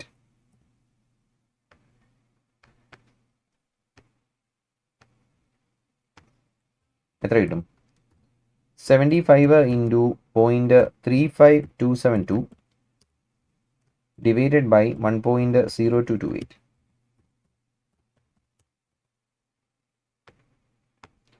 നമുക്ക് 25.86 അല്ലെങ്കിൽ 25.8643 എന്ന് കിട്ടും. ഓക്കെ ആണോ? അപ്പോൾ ഇതാണ് നമ്മുടെ വാല്യൂ ഓഫ് കോൾ ഓപ്ഷൻ. ഏത് മോഡൽ പ്രകാരം? ബൈനോമിയൽ മോഡൽ പ്രകാരം. ഇനി നമുക്ക് റിസ്ക് ന്യൂട്രൽ മോഡലുണ്ട്. റിസ്ക് ന്യൂട്രൽ മോഡലിനകത്ത് നമ്മളൊരു കോൺസെപ്റ്റ് ഉപയോഗിച്ചാണ് ചെയ്യുന്നത്. എന്താ കോൺസെപ്റ്റ്? നമ്മുടെ സ്പോട്ട് റേറ്റ് എന്ന് പറയുന്നത്, അസറ്റിൻ്റെ സ്പോട്ട് റേറ്റ് എന്ന് പറയുന്നത് എന്തായിരിക്കും? Upper price into probability of price. Probability of price നമുക്ക് എക്സ് എന്ന് കൊടുക്കാം. Plus lower price into 1 minus X. Probability ഫോളിന് നമുക്ക് 1 മൈനസ് എക്സ് എന്ന് കൊടുക്കാം. Divided by e⁻t. അപ്പോൾ ഇതായിരിക്കും നമ്മളുടെ സ്പോട്ട് റേറ്റ് എന്ന് പറയുന്നത്. അപ്പോൾ സ്പോട്ട് റേറ്റ് എന്ന് പറയുന്നത് എത്രയാണ്? കറണ്ട് മാർക്കറ്റ് പ്രൈസ് 432 എന്നാണ്. അപ്പോൾ ഇതിൻ്റെ ലോജിക്ക് ഇതാണ്. 432 എന്ന് പറയുന്നത് upper price 537 into x plus lower price into 1 minus x. Lower price എത്ര? 390 ആണ്. 390 into 1 minus x the whole divided by e⁻t 1.0228.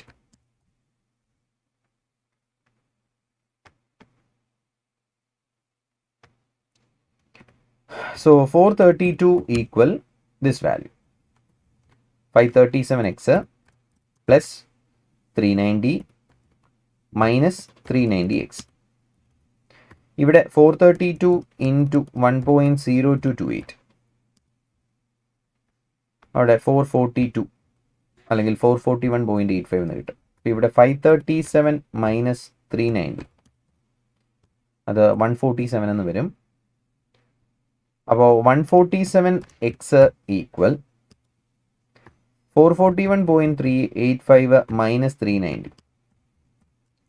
എക്സിൻ്റെ വാല്യൂ 52 ഡിവൈഡഡ് ബൈ 147.35 എന്ന് കിട്ടും. എന്ന് വെച്ചാൽ ഇത് തന്നെയാണ് നമുക്ക് നേരത്തെ കിട്ടിയ പ്രോബബിലിറ്റി ഓഫ് റൈസ് 0.3527. നമുക്ക് നേരത്തെ എത്ര കിട്ടി? 0.3527, 0.35272. ഇത് തന്നെയാണ് നമുക്ക് ഇവിടെയും കിട്ടിയത് 0.3527. എക്സ് എന്ന് പറഞ്ഞാൽ എന്താ? പ്രോബബിലിറ്റി ഓഫ് റൈസ് ആണ്. അപ്പോൾ വീണ്ടും നമുക്ക് പ്രോബബിലിറ്റി ഓഫ് റൈസ് എന്ന് പറഞ്ഞാൽ എത്ര തന്നെ കിട്ടി? 0.3527 തന്നെ കിട്ടി. ഇതാണ് റിസ്ക് ന്യൂട്രൽ മോഡൽ എന്ന് പറയുക. അപ്പോൾ റിസ്ക് ന്യൂട്രൽ മോഡൽ ആണെങ്കിലും നമ്മളുടെ ഫോർമുല ബേസ്ഡ് മോഡൽ ആണെങ്കിലും ബൈനോമിയൽ മോഡൽ ആണെങ്കിലും നമുക്ക് ഒരേ ആൻസർ ആയിരിക്കും കിട്ടുക. പ്രോബബിലിറ്റി ഓഫ് ഫോൾ അങ്ങനെയാണെങ്കിൽ എത്ര വരും? 1 മൈനസ് 0.3527 എന്ന് പറയുമ്പോൾ 0.65 എന്ന് വരും. ബാക്കി മെത്തേഡെല്ലാം സെയിം ആണ്. വാല്യൂ ഓഫ് കോൾ ഓപ്ഷൻ എന്ന് പറഞ്ഞാൽ എന്താ? Value of call at upper node into probability of rise plus value of call option at lower price into probability of fall divided by e⁻t. അപ്പോൾ ഇത് തന്നെയായിരിക്കും നമ്മൾ ഇവിടെയും ചെയ്യാൻ പോവുക. അപ്പോൾ നമുക്ക് ഇതേ സെയിം വാല്യൂ തന്നെ കിട്ടുന്നതായിട്ട് കാണാം. അപ്പോൾ നമുക്ക് വാല്യൂ ഓഫ് കോൾ ഓപ്ഷൻ എന്ന് പറഞ്ഞാൽ എത്ര? 25.86 ആണ്. ഇവിടെ ചെയ്ത് കഴിഞ്ഞാൽ value of call option under binomial model 25.85 കിട്ടും. Value of call option as per risk neutral മോഡലും അതേ വാല്യൂ തന്നെ കിട്ടും, 25.86 തന്നെ കിട്ടും. ഓക്കെ ആണോ?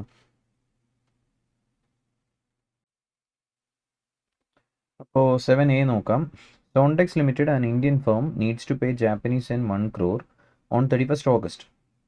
In order to hedge the risk involved in foreign currency transaction, the firm is considering two alternative methods, that is forward market cover and currency option contract. On 1st June, the following quotations JY by INR are made available. അപ്പോൾ സോൺടെക്സ് എന്ന് പറയുന്ന Indian കമ്പനിയാണ്. They need to pay 1 crore Japanese yen. അപ്പോൾ അവർക്ക് on 31st ഓഗസ്റ്റിന് അങ്ങോട്ട് 1 CR Japanese N പേ ചെയ്യണം. അപ്പോൾ അവർ transaction hedge ചെയ്യാൻ പ്ലാൻ ചെയ്യുന്നു. ഹെഡ്ജ് ചെയ്യാനായിട്ട് 2 ഓപ്ഷൻ നോക്കുന്നു. ഒന്ന് ഫോർവേഡ് മാർക്കറ്റ് കവറും 2 കറൻസി ഓപ്ഷൻ കോൺട്രാക്റ്റ്. റേറ്റ് തന്നിരിക്കുന്നത് JY/INR എന്നാണ്. ഫസ്റ്റ് ഓഫ് ഓൾ ചിന്തിക്കേണ്ട കാര്യം അവിടുത്തെ ISO നൊട്ടേഷൻ JPY ആണ്. ജാപ്പനീസ് യെന്നിൻ്റെത് JPY ആണ്, ഇത് JY ആണ്. അപ്പോൾ JY എന്ന് പറഞ്ഞേക്കുന്നത് ISO നൊട്ടേഷൻ അല്ല. എന്ന് വെച്ചാൽ ഒരു INRൻ്റെ രൂപയാണ് തന്നേക്കുന്നത്. മാത്രമല്ല 1.5225 എന്നാണ് തന്നേക്കുന്നത്. എന്നും ഇന്ത്യൻ രൂപയും കൂടെ നോക്കിയാൽ ഇന്ത്യൻ രൂപയാണ് സ്ട്രോങ് ആയിട്ടുള്ള കറൻസി. ഒരു ഇന്ത്യൻ രൂപയ്ക്ക് കൂടുതൽ എൻ കിട്ടും. അപ്പോൾ അതാണ് അവർ തന്നേക്കുന്നത് 1.5225 എന്ന്. അപ്പോൾ ആ തന്നേക്കുന്ന റേറ്റ് നമുക്ക് എങ്ങനെയാണ് മനസ്സിലാക്കേണ്ടത്? തന്നേക്കുന്ന റേറ്റ് N/റുപ്പി എന്നാണ് തന്നേക്കുന്നത്. ഒരു രൂപയ്ക്ക് എത്ര N എന്നാണ് തന്നേക്കുന്നത്? അത് 1.5225/1.5345 ആണ്. അപ്പോൾ ഇതാണ് നമ്മളുടെ സ്പോട്ട് റേറ്റ് എന്ന് പറയുന്നത്. ഓക്കെ ആണോ? അപ്പോൾ നമ്മുടെ സ്പോട്ട് റേറ്റ് എന്ന് പറയുന്നത് 1.5225/1.5345 ആണ്. ഇതാണ് നമ്മളുടെ സ്പോട്ട് റേറ്റ് എന്ന് പറയാം. ഓക്കെ ആണോ? ഇനി 3 മന്ത് ഫോർവേഡ് റേറ്റ് അവർ തന്നിട്ടുണ്ട്. സെയിം N/റുപ്പിയുടെ റേറ്റ് ആണ് 3 മന്ത് ഫോർവേഡിൽ തന്നേക്കുന്നത്. എത്രയാണ് 3 മന്ത് ഫോർവേഡ് റേറ്റ്? 1.5726/1.5923 ആണ്. അപ്പോൾ ഇതാണ് 3 മന്ത് ഫോർവേഡ് റേറ്റ് ആയിട്ട് തന്നേക്കുന്നത്. ഓക്കെ ആണോ? ഇനി price of forex currency option തന്നിട്ടുണ്ട്. സ്ട്രൈക്ക് പ്രൈസ് ജാപ്പനീസ് യെൻ 1.5855 എന്ന് വെച്ച് കഴിഞ്ഞാൽ അവിടുത്തെ അണ്ടർലൈങ് അസറ്റ് എന്തായിരിക്കും? അവർ പ്രീമിയം സ്ട്രൈക്ക് പ്രൈസ് ആണ് പറഞ്ഞേക്കുന്നത്. എക്സൈസ് പ്രൈസ് ജാപ്പനീസ് യെൻ 1.5855 എന്നാണ്. അവിടെ ഒരു ഹിൻ്റ് ഉണ്ട്. ഒരു രൂപയ്ക്ക് 1.5855 ജാപ്പനീസ് യെൻ എന്നാണ് അവർ പറഞ്ഞേക്കുന്നത്. അപ്പോൾ ആ മേളിൽ തന്നിരിക്കുന്ന റേറ്റ് എല്ലാം ഒരു രൂപയുടെ റേറ്റ് ആണ്, നമുക്കത് ഇത് മനസ്സിലാക്കാൻ പറ്റും. ഓക്കെ, അപ്പോൾ ജാപ്പനീസ് യെൻ 1.5855 ആണ് പ്രീമിയം. എന്ന് വെച്ചാൽ ഒരു രൂപയാണ് അവിടുത്തെ അണ്ടർലൈങ് അസറ്റ്. ഇനി അതിൻ്റെ കോൾ ഓപ്ഷൻ ഉണ്ട്, പുട്ട് ഓപ്ഷൻ ഉണ്ട്. ആലോചിച്ച് നോക്കുക, രൂപയുടെ കോൾ ഓപ്ഷൻ എന്ന് വെച്ചാൽ എന്താ? രൂപ വാങ്ങാനുള്ള കോൺട്രാക്റ്റ് ആണ്. പുട്ട് ഓപ്ഷനോ രൂപ വിൽക്കാനുള്ള കോൺട്രാക്റ്റ് ആണ്. നിങ്ങൾക്ക് എന്താ ആവശ്യം? 1 crore N വാങ്ങുക എന്നുള്ളതാണ്. അപ്പോൾ N വാങ്ങണമെങ്കിൽ രൂപ കൊടുക്കണം. അതായത് രൂപയുടെ പുട്ട് ഓപ്ഷനാണ് നമ്മൾ എടുക്കേണ്ടി വരിക. ഓക്കെ ആണോ? For excess or balance of Japanese covered the firm would use forward rate as future rate എന്നൊക്കെ പറഞ്ഞിട്ടുണ്ട്. Analyse and infer on which of the following method would be most advantages to Sontex limited, forward cover or currency option. അപ്പോൾ ഇതിൽ ഏത് hedge ആണ് ഏറ്റവും best എന്നാണ് ചോദ്യം. അപ്പോൾ അതിൽ ഒന്നാമത്തെ കേസ് നമുക്ക് നോക്കാം. Forward cover. ഒന്നാമത്തെ കേസ് ഫോർവേഡ് കവർ എടുക്കുകയാണെങ്കിൽ എന്താണ് സെനാരിയോ എന്നുള്ളതാണ് ചോദ്യം. അപ്പോൾ നോക്കുക, ഫോർവേഡ് കവർ എടുക്കണം. ഫോർവേഡ് കവർ എടുക്കണമെങ്കിൽ നമുക്ക് 3 മാസം കഴിഞ്ഞ് N പർച്ചേസ് ചെയ്യണം. To buy 1 CR N. അപ്പോൾ N വാങ്ങണമെങ്കിൽ N-നെ എന്ത് വെച്ച് മൾട്ടിപ്ലൈ ചെയ്യണം? ആസ്ക് റേറ്റ് ഓഫ് N വെച്ച് മൾട്ടിപ്ലൈ ചെയ്യണം. കറക്റ്റ് അല്ലേ? നമ്മുടെ സിമ്പിൾ റൂൾ ഫോറക്സിനകത്ത് നമ്മൾ പഠിച്ചിട്ടുണ്ട്, നമ്മുടെ റെക്കോർഡ് ക്ലാസ്സിനകത്ത് പറയുന്നുണ്ട്. N വാങ്ങണമെങ്കിൽ N-നെ N-ന്റെ ആസ്ക് റേറ്റ് വെച്ച് മൾട്ടിപ്ലൈ ചെയ്യണം. ഇവിടെ തന്നേക്കുന്ന റേറ്റ് എന്താണ്? റുപ്പിയുടെ റേറ്റ് ആണ്. ഒരു രൂപയ്ക്ക് എത്ര N എന്നാണ് തന്നേക്കുന്നത്. അതായത് റുപ്പിയുടെ ബിഡും റുപ്പിയുടെ ആസ്കുമാണ് നമ്മുടെ കയ്യിലുള്ളത്. നമുക്ക് വേണ്ടത് N-ന്റെ ആസ്കാണ്. അപ്പോൾ N-ന്റെ ആസ്ക് ഇവിടെ ഇല്ല, റുപ്പിയുടെ റേറ്റേ ഉള്ളൂ. അപ്പോൾ പിന്നെ 1 ബിഡ് റേറ്റ് വെച്ച് മൾട്ടിപ്ലൈ ചെയ്യാം. അപ്പോൾ 1 CR N ഇൻറ്റു 1 ബിഡ്. ഏതിലാണ്? സ്പോട്ടാണോ ഫോർവേഡ് ആണോ? ഫോർവേഡ് ആണ് നോക്കണ്ടേ. ഫോർവേഡിലെ ബിഡ് റേറ്റ് എത്ര? അത് 1.1726 ആണ്. അപ്പോൾ 1 ഡിവൈഡഡ് ബൈ 1.5726 എന്ന് വെച്ചാൽ ബേസിക്കലി 1 CR-നെ ആ റേറ്റ് വെച്ച് ഡിവൈഡ് ചെയ്യണം. എത്ര കിട്ടും?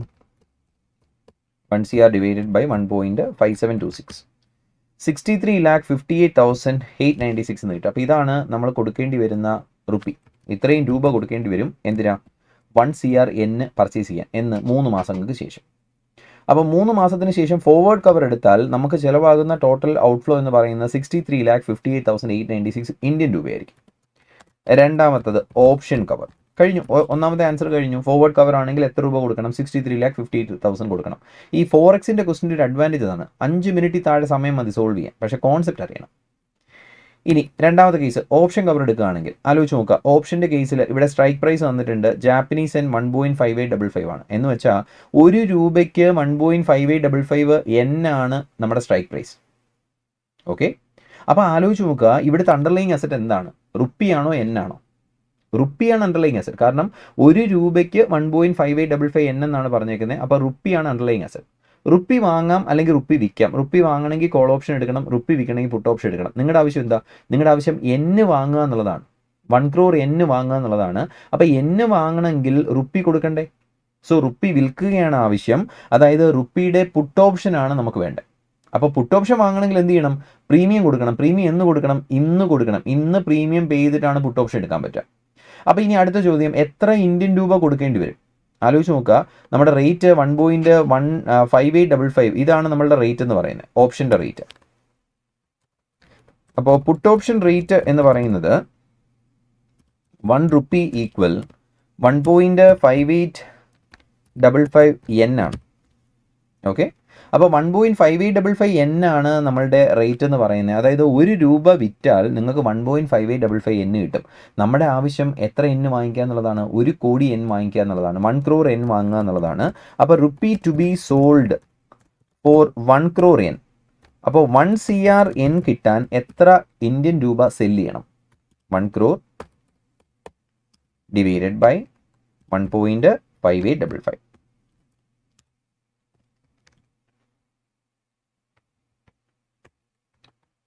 അപ്പോൾ 1 CR ഡിവൈഡഡ് ബൈ 1.5855 ചെയ്യുമ്പോൾ 63,07,159 അത്രയും ഇത് കൊടുക്കേണ്ടി വരും, ഇന്ത്യൻ രൂപ കൊടുക്കേണ്ടി വരും. കഴിഞ്ഞില്ല. ഇത് പുട്ട് ഓപ്ഷനകത്ത് 63,07,159 ഇന്ത്യൻ രൂപ സെല്ല് ചെയ്യാനായിട്ട് പുട്ട് ഓപ്ഷൻ ഇടണം. പക്ഷേ പുട്ട് ഓപ്ഷൻ വെറുതെ കിട്ടില്ല, റൈറ്റ് ടു സെല്ലാണ്. അതിന് എന്ത് കൊടുക്കണം? പ്രീമിയം കൊടുക്കണം. എത്രയാണ് പ്രീമിയം? പ്രീമിയം നോക്കിക്കഴിഞ്ഞാൽ പുട്ട് ഓപ്ഷൻ്റെ പ്രീമിയം ആണ് നോക്കേണ്ടത്. കോളും ഉണ്ട്, പുട്ടും ഉണ്ട്. പുട്ടിൻ്റെ പ്രീമിയം ആണ് നോക്കേണ്ടത്. പുട്ടിൻ്റെ പ്രീമിയം 1 രൂപയ്ക്ക് 0.098 ആണ് പ്രീമിയം. നമുക്ക് എത്ര രൂപ വേണം? 63,07,159 റുപ്പി വേണം. ഓരോ രൂപയ്ക്കും 0.098 പ്രീമിയം ആയിട്ട് കൊടുക്കേണ്ടി വരും. അപ്പോൾ മൊത്തം എത്ര കൊടുക്കണം? ഇൻറ്റു 0.098 കൊടുക്കണം. 6,18,000 കൊടുക്കണം. ഈ 63 lakh എന്താണ്? റുപ്പിയാണ്. ഇത് രണ്ടും കൂടെ ആഡ് ചെയ്ത് വെക്കരുത്. കാരണം ഇത് കിടക്കാണ്, ഇത് റുപ്പി കിടക്കാണ്. അപ്പോൾ നിങ്ങൾ പ്രീമിയം ആയിട്ട് 6,18,102 ആണ് കൊടുക്കേണ്ടി വരിക. ആ നെ ഇന്ത്യൻ രൂപയിലോട്ട് കൺവേർട്ട് ചെയ്യണം. ഏത് റേറ്റിൽ? സ്പോട്ട് റേറ്റിൽ കൺവേർട്ട് ചെയ്യണം. കാരണം എന്നാ പ്രീമിയം കൊടുക്കണ്ടേ? ഇന്നാണ് പ്രീമിയം കൊടുക്കേണ്ടത്. ഓപ്ഷൻ വാങ്ങുമ്പോൾ അഡ്വാൻസ് ആയിട്ട് പ്രീമിയം കൊടുക്കണം. അപ്പോൾ നിങ്ങൾ സ്പോട്ട് റേറ്റ് ആണ് നോക്കേണ്ടത്. എത്ര സ്പോട്ട് റേറ്റ്? നമ്മൾ സ്പോട്ട് റേറ്റ് നേരത്തെ എഴുതി വെച്ചിട്ടുണ്ട്. 80 റുപ്പിയുടെ സ്പോട്ട് റേറ്റ് 1.5225 1.5345 ആണ്. ഇതാണ് നമ്മുടെ സ്പോട്ട് റേറ്റ്. അപ്പോൾ ഇത്രയും വാങ്ങണം. വാങ്ങണമെങ്കിൽ ൻ്റെ ആസ്ക് വെച്ച് മൾട്ടിപ്ലൈ ചെയ്യണം. നമ്മുടെ കയ്യിൽ ൻ്റെ ആസ്ക് ഇല്ല. അപ്പോൾ 1 by ബിഡ് വെച്ച് മൾട്ടിപ്ലൈ ചെയ്യണം. 6,18,102 into 1 by bid rate 1 by 1.5225. 1.5225. അപ്പോൾ 4,05,978 ഇന്ത്യൻ രൂപ എന്ന് കിട്ടും. അപ്പോൾ നമ്മുടെ ടോട്ടൽ ലൈബിലിറ്റി എന്ന് പറയുന്നത് എത്രയാണ്? ടോട്ടൽ ലൈബിലിറ്റി എന്ന് പറയുന്നത് 63,07,159 പ്ലസ് 4,05,000 രണ്ടും കൂടെ ചേരുമ്പോൾ 67,13,137 ഇന്ത്യൻ രൂപ വരും. ഇതാണ് നമ്മുടെ ടോട്ടൽ ലൈബിലിറ്റി. അപ്പോൾ ഏതാ ബെറ്റർ? ഫോർവേഡ് ആണെങ്കിൽ 63,58,000 ഇന്ത്യൻ രൂപ വരും. ഫ്യൂച്ചേഴ്സ് ഓപ്ഷൻസ് ആണെങ്കിൽ 67,13,000 വരും. അപ്പോൾ ഫോർവേഡ് കോൺട്രാക്ട് എടുക്കുന്നതാണ് ബെറ്റർ. ഓക്കെ ആണോ? നല്ല ക്വസ്റ്റൻ ആണ്. നമ്മൾ ഇതുപോലത്തെ ക്വസ്റ്റ്യൻസ് ക്ലാസ്സിൽ സോൾവ് ചെയ്തിട്ടുണ്ട്. ഓപ്ഷൻസ് ഉപയോഗിച്ച് എങ്ങനെയാണ് ഹെഡ്ജ് ചെയ്യുന്നതെന്നുള്ളത് നമ്മൾ ചെയ്തിട്ടുണ്ട്. സജസ്റ്റഡ് ആൻസറോടൊന്ന് നോക്കാം. യെസ്, ഇവിടെ ഫോർവേഡ് കവർ 63.59 lakh. അതാണ് നമുക്ക് കിട്ടിയ 63.58896 എന്ന് പറയുന്നത്. ഇനി ഓപ്ഷൻ ആണെങ്കിൽ 67.13 lakh. 67,13,000. 67,13,000. ഓക്കെ ആണോ? അപ്പോൾ ലാസ്റ്റ് ക്വസ്റ്റ്യൻ ബി നോക്കാം. Ajanta pharma limited APL has acquired an export order for 10 million Indian rupee for formulation to Tan limited, a European company. അപ്പോൾ നമ്മൾ അജന്ത ഫാർമ എന്ന് പറയുന്ന APL എന്ന് പറയുന്ന Indian company, they acquired an export order for 10 million Indian rupee. ഇന്ത്യൻ രൂപയിൽ 10 million വർത്തുള്ള ഒരു export order നമ്മൾ ഒപ്പിച്ചു. APL has also planned to import bulk drug worth 5 million from Gordon Limited, a company in UK. ഒരു UK കമ്പനിക്ക് നമ്മളൊരു 5 million 6 മാസത്തിനകത്ത് import order എടുത്തിട്ടുണ്ട്. അപ്പോൾ 6 മാസം കഴിയുമ്പോൾ നമ്മൾ 5 million ഇന്ത്യൻ രൂപ കൊടുക്കേണ്ടതായിട്ടും വരും. The proceeds of exports will be released in 3 months from now and payment for import will be due after 6 months from now. അപ്പോൾ നമ്മുടെ ഇമ്പോർട്ടിൻ്റെ കേസ് 3 മാസം കൊണ്ട് എക്സ്പോർട്ടിൻ്റെ കേസ് 3 monthsൽ റിയലൈസ് ചെയ്യും. ഇനി ഇമ്പോർട്ടിൻ്റെ കേസിൽ 6 months കഴിഞ്ഞായിരിക്കും കൊടുക്കേണ്ടി വരിക. The invoicing of these exports and imports can be done in any currency, that is dollar, euro or pound, at company's choice. അപ്പോൾ നമുക്കിത് ഏത് കറൻസിയിൽ വേണമെങ്കിലും ബില്ല് ചെയ്യാം. The following market codes are available. അപ്പോൾ ഈ പറയുന്ന കോട്ടുകളൊക്കെ അവൈലബിൾ ആണ്. അങ്ങനെയാണെങ്കിൽ as A financial consultant, what recommendation would you make to Ajanta Pharma about invoicing in which currency for proceeds of exports and in which currency for payment of import? അങ്ങനെയാണെങ്കിൽ export ഏത് കറൻസിയിൽ bill ചെയ്യും, import ഏത് കറൻസിയിൽ bill ചെയ്യും എന്നാണ് ചോദ്യം. അപ്പോൾ സംഭവം ഇത്രയേ ഉള്ളൂ. നമുക്ക് 3 മാസത്തിനകത്ത് ഒരു എക്സ്പോർട്ട് കിട്ടാനുണ്ട്, 10 മില്യൺ ഇന്ത്യൻ രൂപ വർത്ത് കിട്ടാനുണ്ട്. നിങ്ങൾക്ക് എന്ത് ചെയ്യാം, അത് ഡോളറിൽ ബില്ല് ചെയ്യാം, അല്ലെങ്കിൽ യൂറോയിൽ ബില്ല് ചെയ്യാം, അല്ലെങ്കിൽ പൗണ്ടിൽ ബില്ല് ചെയ്യാം. ഓക്കെ, അപ്പോൾ ഇന്ന് നമ്മൾ ഏതെങ്കിലും ഒരു ഡോളറിലോ യൂറോയിലോ പൗണ്ടിലോ ബില്ല് ചെയ്യുന്നു. അപ്പോൾ എത്രയോ ഡോളറിൽ ബില്ല് ചെയ്യുന്നു, അല്ലെങ്കിൽ എത്രയോ യൂറോയിൽ, അല്ലെങ്കിൽ എത്രയോ പൗണ്ടിൽ. ഇനി 3 മാസം കഴിയുമ്പോഴാണ് ഇത് ഫൈനലി നമുക്ക് റിയലൈസ് ചെയ്യുന്നത്. 3 മാസം കഴിയുമ്പോഴായിരിക്കും എൻ്റെ പേയ്മെൻറ്റ് കിട്ടുക. അന്ന് നമ്മൾ ആ ഫോറിൻ കറൻസി വിൽക്കും, അന്നത്തെ റേറ്റ്. ആ റേറ്റിൻ്റെ കേസ് എങ്ങനെയാണ് അവർ പറഞ്ഞേക്കുന്നത്? അവിടുത്തെ ആനുവലൈസ്ഡ് പ്രീമിയം തന്നിട്ടുണ്ട്. ഡോളറിന് 7%, യൂറോയ്ക്ക് 6%, പൗണ്ടിന് 5%. അപ്പോൾ പ്രീമിയം ഉണ്ടെങ്കിൽ ആ കറൻസിയുടെ റേറ്റ് കൂടും. കറക്റ്റ് അല്ലേ? അപ്പോൾ ആ കറൻസി അപ്രീഷിയേറ്റ് ചെയ്യും. ഡോളറിന് പ്രീമിയമാണ്, അപ്പോൾ ഡോളർ അപ്രീഷിയേറ്റ് ചെയ്യും. അങ്ങനെയാണെങ്കിൽ 3 മാസം കഴിഞ്ഞ് ആ അപ്രീഷിയേറ്റ് ചെയ്യുന്ന റേറ്റിലായിരിക്കും നമ്മൾ നമ്മുടെ എക്സ്പോർട്ട് റിയലൈസ് ചെയ്യുന്നത്. അങ്ങനെയാണെങ്കിൽ ഇതിൽ ഏത് കറൻസിയിൽ ബില്ല് ചെയ്യുന്നതാണ് ബെറ്റർ എന്നാണ് ചോദ്യം. ഓക്കെ, അപ്പോൾ നമ്മുടെ കേസ് എടുക്കുകയാണെങ്കിൽ ആദ്യം എക്സ്പോർട്ട് ഓർഡറിൻ്റെ കേസ് എടുക്കാം. എക്സ്പോർട്ട് ഓർഡർ 10 മില്യൺ ഇന്ത്യൻ രൂപയാണ്, INR ആണ്. അപ്പോൾ ഇത് ആദ്യം നമ്മൾ ഡോളറിലാണ് ബില്ല് ചെയ്യുന്നതെങ്കിൽ ഇന്നത്തെ റേറ്റിലല്ലേ നമ്മൾ ബില്ല് ചെയ്യുക. കാരണം ഇന്നാണ് എക്സ്പോർട്ട് ഓർഡർ ഒബ്റ്റെയിൻ ചെയ്തേക്കുന്നത്. നമുക്ക് സ്പോട്ട് റേറ്റ് അറിയാം. സ്പോട്ട് റേറ്റ് $1 എന്നാണ് തന്നേക്കുന്നത്. $1 ബിഡ് ആസ്കുമാണ് തന്നേക്കുന്നത്. ആലോചിച്ച് നോക്കുക, നമ്മളൊരു എക്സ്പോർട്ട് ഓർഡർ എടുത്താൽ നമുക്ക് ഡോളർ കിട്ടുമല്ലേ, നമ്മൾ ഡോളറിൽ ബില്ല് ചെയ്യാണ്, അപ്പോൾ നമ്മൾ ഡോളറിൽ കിട്ടും. നമ്മൾ ഈ എക്സ്പോർട്ട് ഓർഡർ ഡോളറിലുള്ളത് എന്ത് ചെയ്യും, രൂപയാക്കി മാറ്റും. എങ്ങനെ ഇന്ത്യൻ രൂപയിലോട്ട് കൺവേർട്ട് ചെയ്യാം? ഇന്ത്യൻ രൂപയിലോട്ട് കൺവേർട്ട് ചെയ്യുന്ന ഡോളറിൻ്റെ ബിഡ് വെച്ച് മൾട്ടിപ്ലൈ. ഇവിടെ നമുക്ക് 10 മില്യൺ ഇന്ത്യൻ രൂപയാണുള്ളത്. അപ്പോൾ 10 മില്യൺ ഇന്ത്യൻ രൂപ ഉണ്ടെങ്കിൽ നമുക്ക് രൂപ വാങ്ങണോ വിൽക്കണോ? എക്സ്പോർട്ടാണ്. എക്സ്പോർട്ടിൽ നിന്ന് നമുക്ക് ഡോളർ കിട്ടും. ഡോളർ വിറ്റ് ഇന്ത്യൻ രൂപ എടുക്കുകയാണ് ചെയ്യുക. അപ്പോൾ നമ്മൾ രൂപ വാങ്ങുകയാണ് ചെയ്യുക. രൂപ വാങ്ങണമെങ്കിൽ രൂപയുടെ ആസ്ക് വെച്ച് മൾട്ടിപ്ലൈ ചെയ്യണം. നമുക്ക് രൂപയുടെ ആസ്ക് ഇല്ല, അപ്പോൾ 1 ബിഡ് വെച്ച് മൾട്ടിപ്ലൈ ചെയ്യാം. തിരിച്ച് ചിന്തിക്കുവാണെങ്കിൽ നമ്മൾ എക്സ്പോർട്ട് ഓർഡറിൽ നമുക്ക് ഡോളർ കിട്ടി, നമ്മൾ ഡോളർ എന്ത് ചെയ്യും, വിൽക്കും. ഡോളറിന് ഏത് റേറ്റ് വിൽക്കാൻ പറ്റും? ബിഡ് റേറ്റ് വിൽക്കാൻ പറ്റും. 82.1 വിൽക്കാൻ പറ്റും. അപ്പോൾ നമ്മൾ ഇന്ന് ഇൻവോയ്സ് ചെയ്യുന്ന amount, invoice value in foreign currency, നമ്മൾ ഈ ഫോറിൻ കറൻസിയിൽ എത്ര രൂപയായിരിക്കും നമ്മൾ ഇൻവോയ്സ് ചെയ്യുക എന്നുള്ളതാണ് നമ്മൾ ചെക്ക് ചെയ്യാൻ പോകുന്നത്. അപ്പോൾ നമ്മുടെ ഫോറിൻ കറൻസിയിൽ നമ്മൾ എത്ര രൂപ ഇൻവോയ്സ് ചെയ്യും? ഓക്കെ, എത്ര രൂപ ഇൻ ദ സെൻസ് എത്ര ഫോറിൻ കറൻസിയിൽ ഇൻവോയ്സ് ചെയ്യും? അപ്പോൾ നമുക്ക് 10 മില്യൺ INR ആണുള്ളത്. 10 മില്യൺ, 1 മില്യൺ 10 ലക്ഷം. 10 മില്യൺ 10 × 10 100 ലക്ഷമാണ്, 100 lakh ആണ്. അപ്പോൾ 100 lakh INR ഇൻറ്റു റേറ്റ് നോക്കുക, ഡോളറിൻ്റെ ബിഡ് റേറ്റ് 82.1 ആണ്. അപ്പോൾ ഇൻറ്റു 1 ഡിവൈഡഡ് ബൈ 82.1 എന്ന് വെച്ചാൽ 100 lakh ഡിവൈഡഡ് ബൈ 82.10. ഇത്രയും ഡോളർ ആയിരിക്കും നമുക്ക്, 1,21,803 ആയിരിക്കും നമുക്ക് ഇന്ന് ബില്ല് ചെയ്യാൻ പറ്റുന്നത്. 1,21,802.68 ആയിരിക്കും നമുക്ക് ബില്ല് ചെയ്യാൻ പറ്റുന്നത്. ഇനി ആഫ്റ്റർ 3 months, 3 മാസം കഴിയുമ്പോൾ റേറ്റിന് എന്ത് സംഭവിക്കും? അത് 7% അപ്രീഷിയേറ്റ് ചെയ്യും. അപ്പോൾ 82.10, 82.1ൻ്റെ 7%, 82.10 ഇൻറ്റു 7% ഇൻറ്റു 3/12. അത് ആനുവലൈസ്ഡ് പ്രീമിയം ആണ്. അപ്പോൾ 3 മാസത്തേക്ക് ഇൻറ്റു 3/12 എന്ന് പറയുമ്പോൾ റേറ്റ് എത്രയായിട്ട് മാറും? 83.54 ആയിട്ട് മാറും. എങ്ങനെ കിട്ടി? 82.1ൻ്റെ കൂടെ അതിൻ്റെ 7% ആഡ് ചെയ്തു 3 മാസത്തേക്ക്. അപ്പോൾ 82.1ൻ്റെ 7% 3 മന്തിലേക്ക്. അപ്പോൾ നമ്മുടെ റേറ്റ് എത്രയായി മാറും? 83.5368 ആയിട്ട് മാറും. അങ്ങനെയാണെങ്കിൽ 3 മാസം കഴിഞ്ഞാൽ നമുക്ക് എത്ര ഇന്ത്യൻ രൂപ കിട്ടും? Receipt after 3 months in INR. INRൽ എത്ര കിട്ടും? നമുക്ക് 1,21,802 കയ്യിലുണ്ട്. ഇൻറ്റു 83.5368 എന്ന് പറയുമ്പോൾ ഇത്രയും ഇന്ത്യൻ രൂപയായിരിക്കും 3 മാസം കഴിഞ്ഞ് കിട്ടുക. 1,01,75,000 rupees ആയിരിക്കും നമുക്ക് കിട്ടുന്നുണ്ടാവുക. മനസ്സിലാവോ? ഇത് ഡോളറിൽ ബില്ല് ചെയ്താലുള്ള കേസാണ്. ഇതുപോലെ യൂറോയിൽ വേണമെങ്കിൽ ബില്ല് ചെയ്യാം. അപ്പോൾ 100 lakh INR into 1 divided by നമ്മുടെ ബിഡ് റേറ്റ്. ഇപ്പോൾ യൂറോയിലാണ് ബില്ല് ചെയ്യുന്നതെന്നുണ്ടെങ്കിൽ നമ്മൾ ഇന്ന് എന്ത് ചെയ്യും? യൂറോ വിൽക്കുമെങ്കിൽ യൂറോയുടെ ബിഡ് റേറ്റ് നോക്കുക. അവിടെ ₹/യൂറോയുടെ ബിഡ് റേറ്റ് തന്നിട്ടുണ്ട്. 77.15 ആണ് നമ്മുടെ ബിഡ് റേറ്റ് എന്ന് പറയുന്നത്. അപ്പോൾ നമ്മൾ യൂറോയിലാണ് ബില്ല് ചെയ്യുന്നതെന്നുണ്ടെങ്കിൽ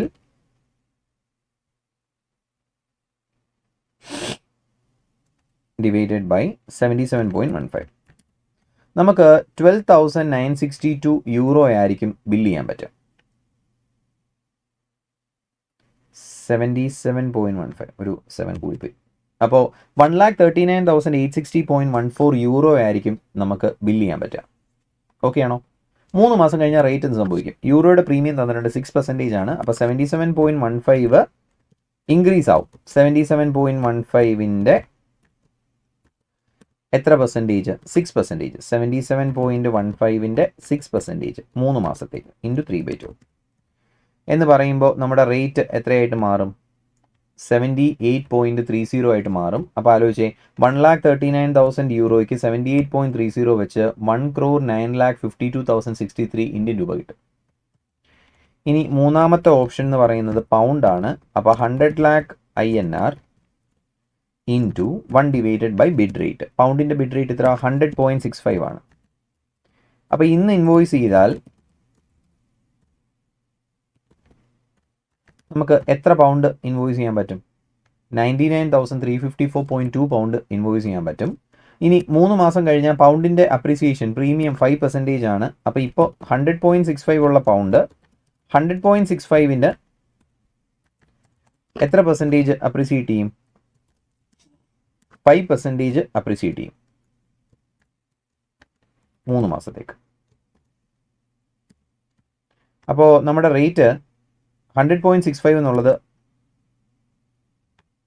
101.90 ആയിട്ട് മാറും.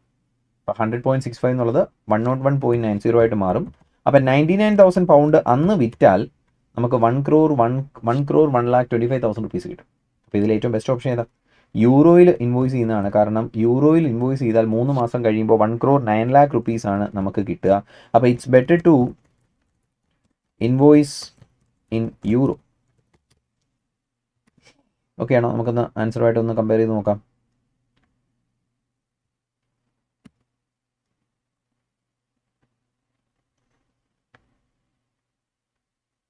$77.15 6%. എന്തോ മിസ്റ്റേക്ക് ഉണ്ടല്ലോ. 77.15 അതിന് 6% അപ്രിസിയേഷൻ 3 മാസത്തേക്ക്.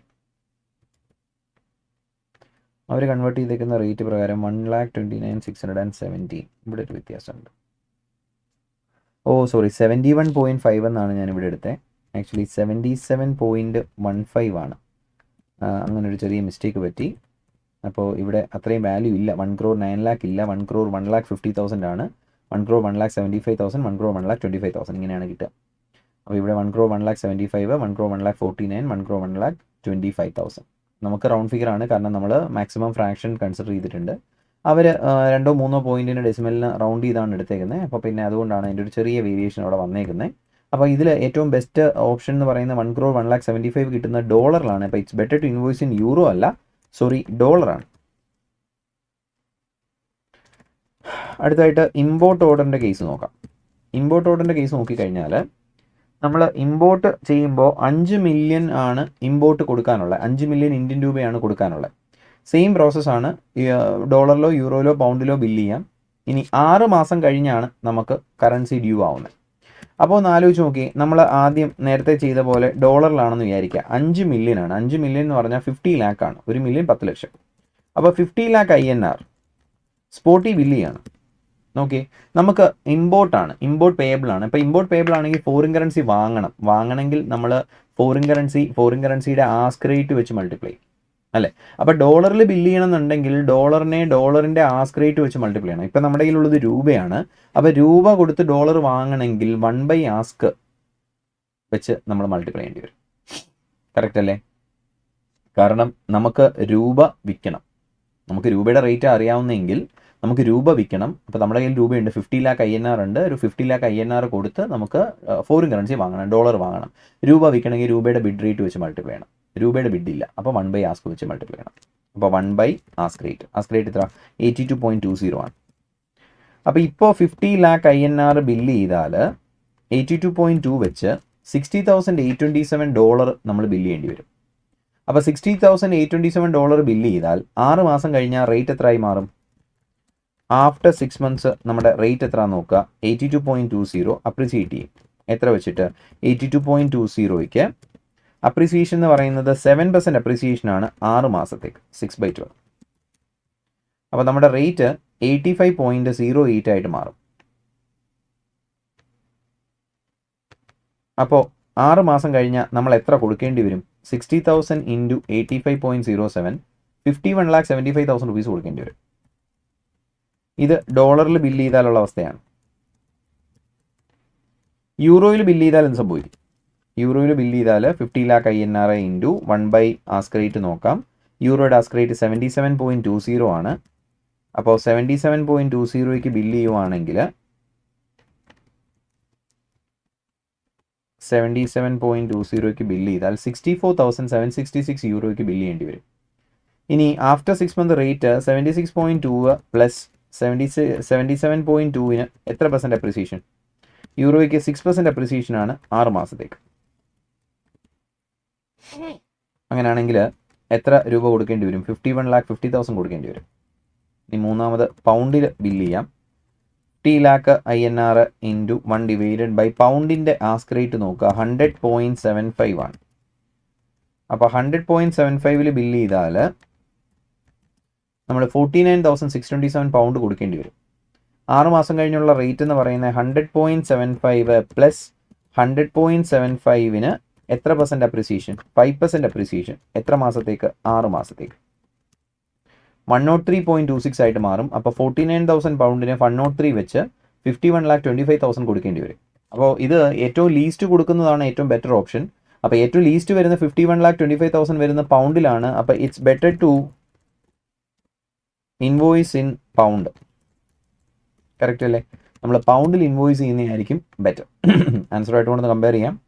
ഇവർക്ക് 51,75,000, അടുത്തത് 51,49,999, അടുത്ത 51,25,012, 51,25,000. അപ്പോൾ അത് ഫ്രാക്ഷനകത്തുള്ള ഡിഫറൻസ് ആണ്. നമ്മൾ എക്സലിൽ ചെയ്തേക്കുന്നതുകൊണ്ട് കംപ്ലീറ്റ് ഫ്രാക്ഷൻ എടുത്ത് ചെയ്തേക്കുന്നതുകൊണ്ടാണ് പെർഫെക്റ്റ് ആയിട്ട് റൗണ്ട് ഫിഗർ കിട്ടുന്നത്. അവർക്കത് ചെറിയൊരു ഫ്രാക്ഷനകത്തുള്ള ഡിഫറൻസ് ഉണ്ടാവും. അപ്പോൾ കുറച്ച് നല്ല ക്വസ്റ്റ്യനാണ്. ഫോറക്സുമായിട്ട് ബന്ധപ്പെട്ട് കമ്പാരിറ്റീവ്ലി ഒരു പുതിയ ക്വസ്റ്റ്യനാണ്. ഇങ്ങനെ ഒരു ക്വസ്റ്റ്യൻ നമ്മൾ ക്ലാസ്സിൽ ചെയ്തിട്ടുണ്ടാവില്ല. അപ്പോൾ കമ്പാരിറ്റീവ്ലി ഒരു പുതിയ ക്വസ്റ്റ്യനും കൂടെയാണ്. പിന്നെ ഉള്ളത് നമ്മളുടെ തിയറി ക്വസ്റ്റ്യൻസ് ആണ്. ഇനി 2 പാർട്ട് ചോദിച്ചേക്കുന്നത്. Align the features of global depository receipts, GDRൻ്റെ ഫീച്ചേഴ്സ് ചോദിച്ചിട്ടുണ്ട്. പിന്നെ briefly upon the advantage of digital finance services. പിന്നുള്ളത് there are different types of securities issued in by special work purpose vehicle SPV in securitization transaction. In this context, upon any 4 securities issued by SPV. അപ്പോൾ അതിൻ്റെ theory question അതിൻ്റെ suggested ആൻസറിനകത്ത് തന്നെയുണ്ട്. ഞാൻ അതിലോട്ട് കിടക്കുന്നില്ല. Okay, അപ്പോൾ ഇത്രയാണ് നമ്മുടെ SFMൻ്റെ ക്വസ്റ്റ്യൻസ് ഇതിനകത്ത് ചോദിച്ചേക്കുന്നത്. ഇതിൽ നോക്കിയാൽ അറിയാം, ക്ലിയർ ആയിട്ട് പറയുകയാണെങ്കിൽ നമ്മുടെ MCQ പാർട്ട് ഒഴിച്ച് നിർത്തി കഴിഞ്ഞാൽ ബാക്കി ക്വസ്റ്റ്യനകത്ത് എല്ലാം നമ്മൾ ക്ലാസ്സിൽ വർക്കൗട്ട് ചെയ്തതോ അതിൻ്റെ മോഡൽസോ ആണ്. നിങ്ങൾക്ക് എന്തുകൊണ്ടാണ് SFM ഇത്രയും ടഫാണെന്ന് എനിക്ക് മനസ്സിലാവുന്നില്ല. ഇപ്പോൾ ഈ ക്വസ്റ്റ്യൻ ക്യാപിറ്റൽ ബഡ്ജറ്റിങ്ങിൻ്റെ കേസ് സിമിലർ ക്വസ്റ്റ്യൻ നമ്മൾ കണ്ടിട്ടുള്ളതാണ്. ലീസിങ്ങിൻ്റെ കേസ് ഒരു സാധാ നോർമൽ ലീസിങ് ക്വസ്റ്റ്യൻ. അത് കഴിഞ്ഞാൽ മറ്റേ റിസ്ക് അനാലിസിസിനകത്തുനിന്ന് ബെസ്റ്റ് കേസ് സെനാരിയോ പിന്നെ വേഴ്സ്റ്റ് കേസ് സെനാരിയോ ചെയ്യാനായിട്ടുള്ള വളരെ ഈസി ആയിട്ടുള്ളൊരു ക്വസ്റ്റ്യൻ. അതിനകത്ത് തന്നെ ഏണിംഗ് മോഡൽ പ്രകാരമുള്ള നമ്മളുടെ ഗ്രോത്ത് റേറ്റ് വെച്ചിട്ടുള്ള ഗോൾഡൻ മോഡൽ പ്രകാരമുള്ള സ്റ്റോക്കിൻ്റെ പ്രൈസ് കാൽക്കുലേറ്റ് ചെയ്യാനുള്ള ക്വസ്റ്റ്യൻ. 14 മാർക്ക് സിമ്പിളാണ്. ആദ്യത്തെ 14 ഈ 14 സിമ്പിളാണ്. 28 മാർക്സ് ഗ്യാരണ്ടീഡാണ്. അടുത്ത 14 മാർക്കിൻ്റെ കേസ് നോക്കുക. വളരെ ഈസി ആയിട്ടുള്ളൊരു ചോദ്യമാണ് ചോദിച്ചിരിക്കുന്നത്. കൺവേർഷൻ വാല്യൂ എത്ര, മാർക്കറ്റ് കൺവേർഷൻ എത്ര എന്നുള്ള ചോദ്യം. അത് കഴിഞ്ഞാൽ പോർട്ട്ഫോളിയോയുടെ ഇത് ഡിറ്റോ സ്റ്റഡി മെറ്റീരിയലിലെ ക്വസ്റ്റ്യൻ വീണ്ടും എടുത്ത് ചോദിച്ചേക്കാണ്. അപ്പോൾ അതിനകത്ത് ഷാർപ്പ് റേഷ്യോയും ട്രെയിനർ റേഷ്യോയും കാണാൻ വേണ്ടിയിട്ടാണ്. അപ്പോൾ അത് ഈസി ക്വസ്റ്റ്യൻ ആണ്. അടുത്ത 14 മാർക്ക് ഷുവറാണ്. പിന്നെ വരുന്നതിനകത്ത് 5ാമത്തെ ക്വസ്റ്റ്യനകത്ത് എഗെയിൻ ഇത് സ്റ്റഡി മെറ്റീരിയൽ ക്വസ്റ്റ്യൻ വീണ്ടും റിപ്പീറ്റേഷനാണ്, 7 മാർക്ക്. ഇത് വന്നിട്ട് ഇതും സ്റ്റഡി മെറ്റീരിയൽ ക്വസ്റ്റ്യൻ റിപ്പീറ്റേഷനാണ്. നോക്ക് എത്ര മാത്രം ക്വസ്റ്റ്യൻസ് സ്റ്റഡി മെറ്റീരിയൽ റിപ്പീറ്റേഷൻ ആണെന്ന് ആലോചിച്ച് നോക്കുക. പിന്നെ നിങ്ങൾക്കൊരു ബുദ്ധിമുട്ട് പിന്നെയും ഫീൽ ചെയ്യാൻ പറ്റുന്നൊരു ക്വസ്റ്റ്യനാണ് 6A. പറയാൻ പറ്റില്ല, കാരണം 6Aയിൽ സെയിം നമ്മൾ ഇതേ ക്വസ്റ്റ്യൻ നമ്മൾ കണ്ടിട്ടുള്ളതാണ്, എങ്ങനെയാണ് പോർട്ട്ഫോളിയോ ബീറ്റ് അഡ്ജസ്റ്റ് ചെയ്യുക എന്നുള്ളത്. 6Bയിൽ ബൈനോമിയൽ മോഡലും റിസ്ക് ന്യൂട്രൽ മോഡലും ഉള്ള വാല്യുവേഷനാണ്. കമ്പാരിറ്റീവ്ലി ഈസിയാണ്. പിന്നെ ആകെ ഒരു ഇത്തിരി ടഫ് പറയാൻ പറ്റുന്നത് ഫോറക്സിലെ ക്വസ്റ്റ്യനാണ്. 7Aയും Bയും വേണമെങ്കിൽ ഇത്തിരി ടഫാണെന്ന് പറയാം. ബട്ട് 7A പക്ക നമ്മൾ ക്ലാസ്സിൽ ചെയ്തിട്ടുള്ളതാണ്. 7B മാത്രമാണ് പിന്നെ ഒരു ടഫ് ക്വസ്റ്റ്യൻ എന്ന് നമുക്കതിനകത്ത് പറയാൻ പറ്റുന്നത്. നിങ്ങൾക്ക് ഈ ആദ്യത്തെ 15 മാർക്ക് MCQ കിട്ടിയില്ലെങ്കിൽ പോലും ഒരു എക്സംഷൻ സ്കോർ ചെയ്യാനുള്ള എല്ലാ സാധനവും ഇതിനകത്തുണ്ട്. ഓക്കെ, അപ്പോൾ നമുക്ക് ഇനിയും ഇതിൻ്റെ ബാക്കിലോട്ടുള്ള ക്വസ്റ്റ്യൻസും കൂടെ സോൾവ് ചെയ്യാം. അടുത്ത സീരീസ് ആയിട്ട് ഞാൻ വീണ്ടും വരുന്നതായിരിക്കും. അടുത്ത യൂട്യൂബ് വീഡിയോസിൽ ഉണ്ടാവും. ബാക്കി നമുക്ക് മറ്റ് പ്രീവിയസ് ക്വസ്റ്റ്യൻ കൂടെ ഡിസ്കസ് ചെയ്ത് നോക്കാം. Okay, thank you. നിങ്ങൾക്ക് ഹെൽപ്ഫുൾ ആയി എന്ന് വിചാരിക്കുന്നു. എക്സാമിനെ ഫേസ് ചെയ്യാൻ ഒരു കോൺഫിഡൻസ് കിട്ടുമെന്ന് വിചാരിക്കുന്നു. That's it. Thank you. Bye-bye.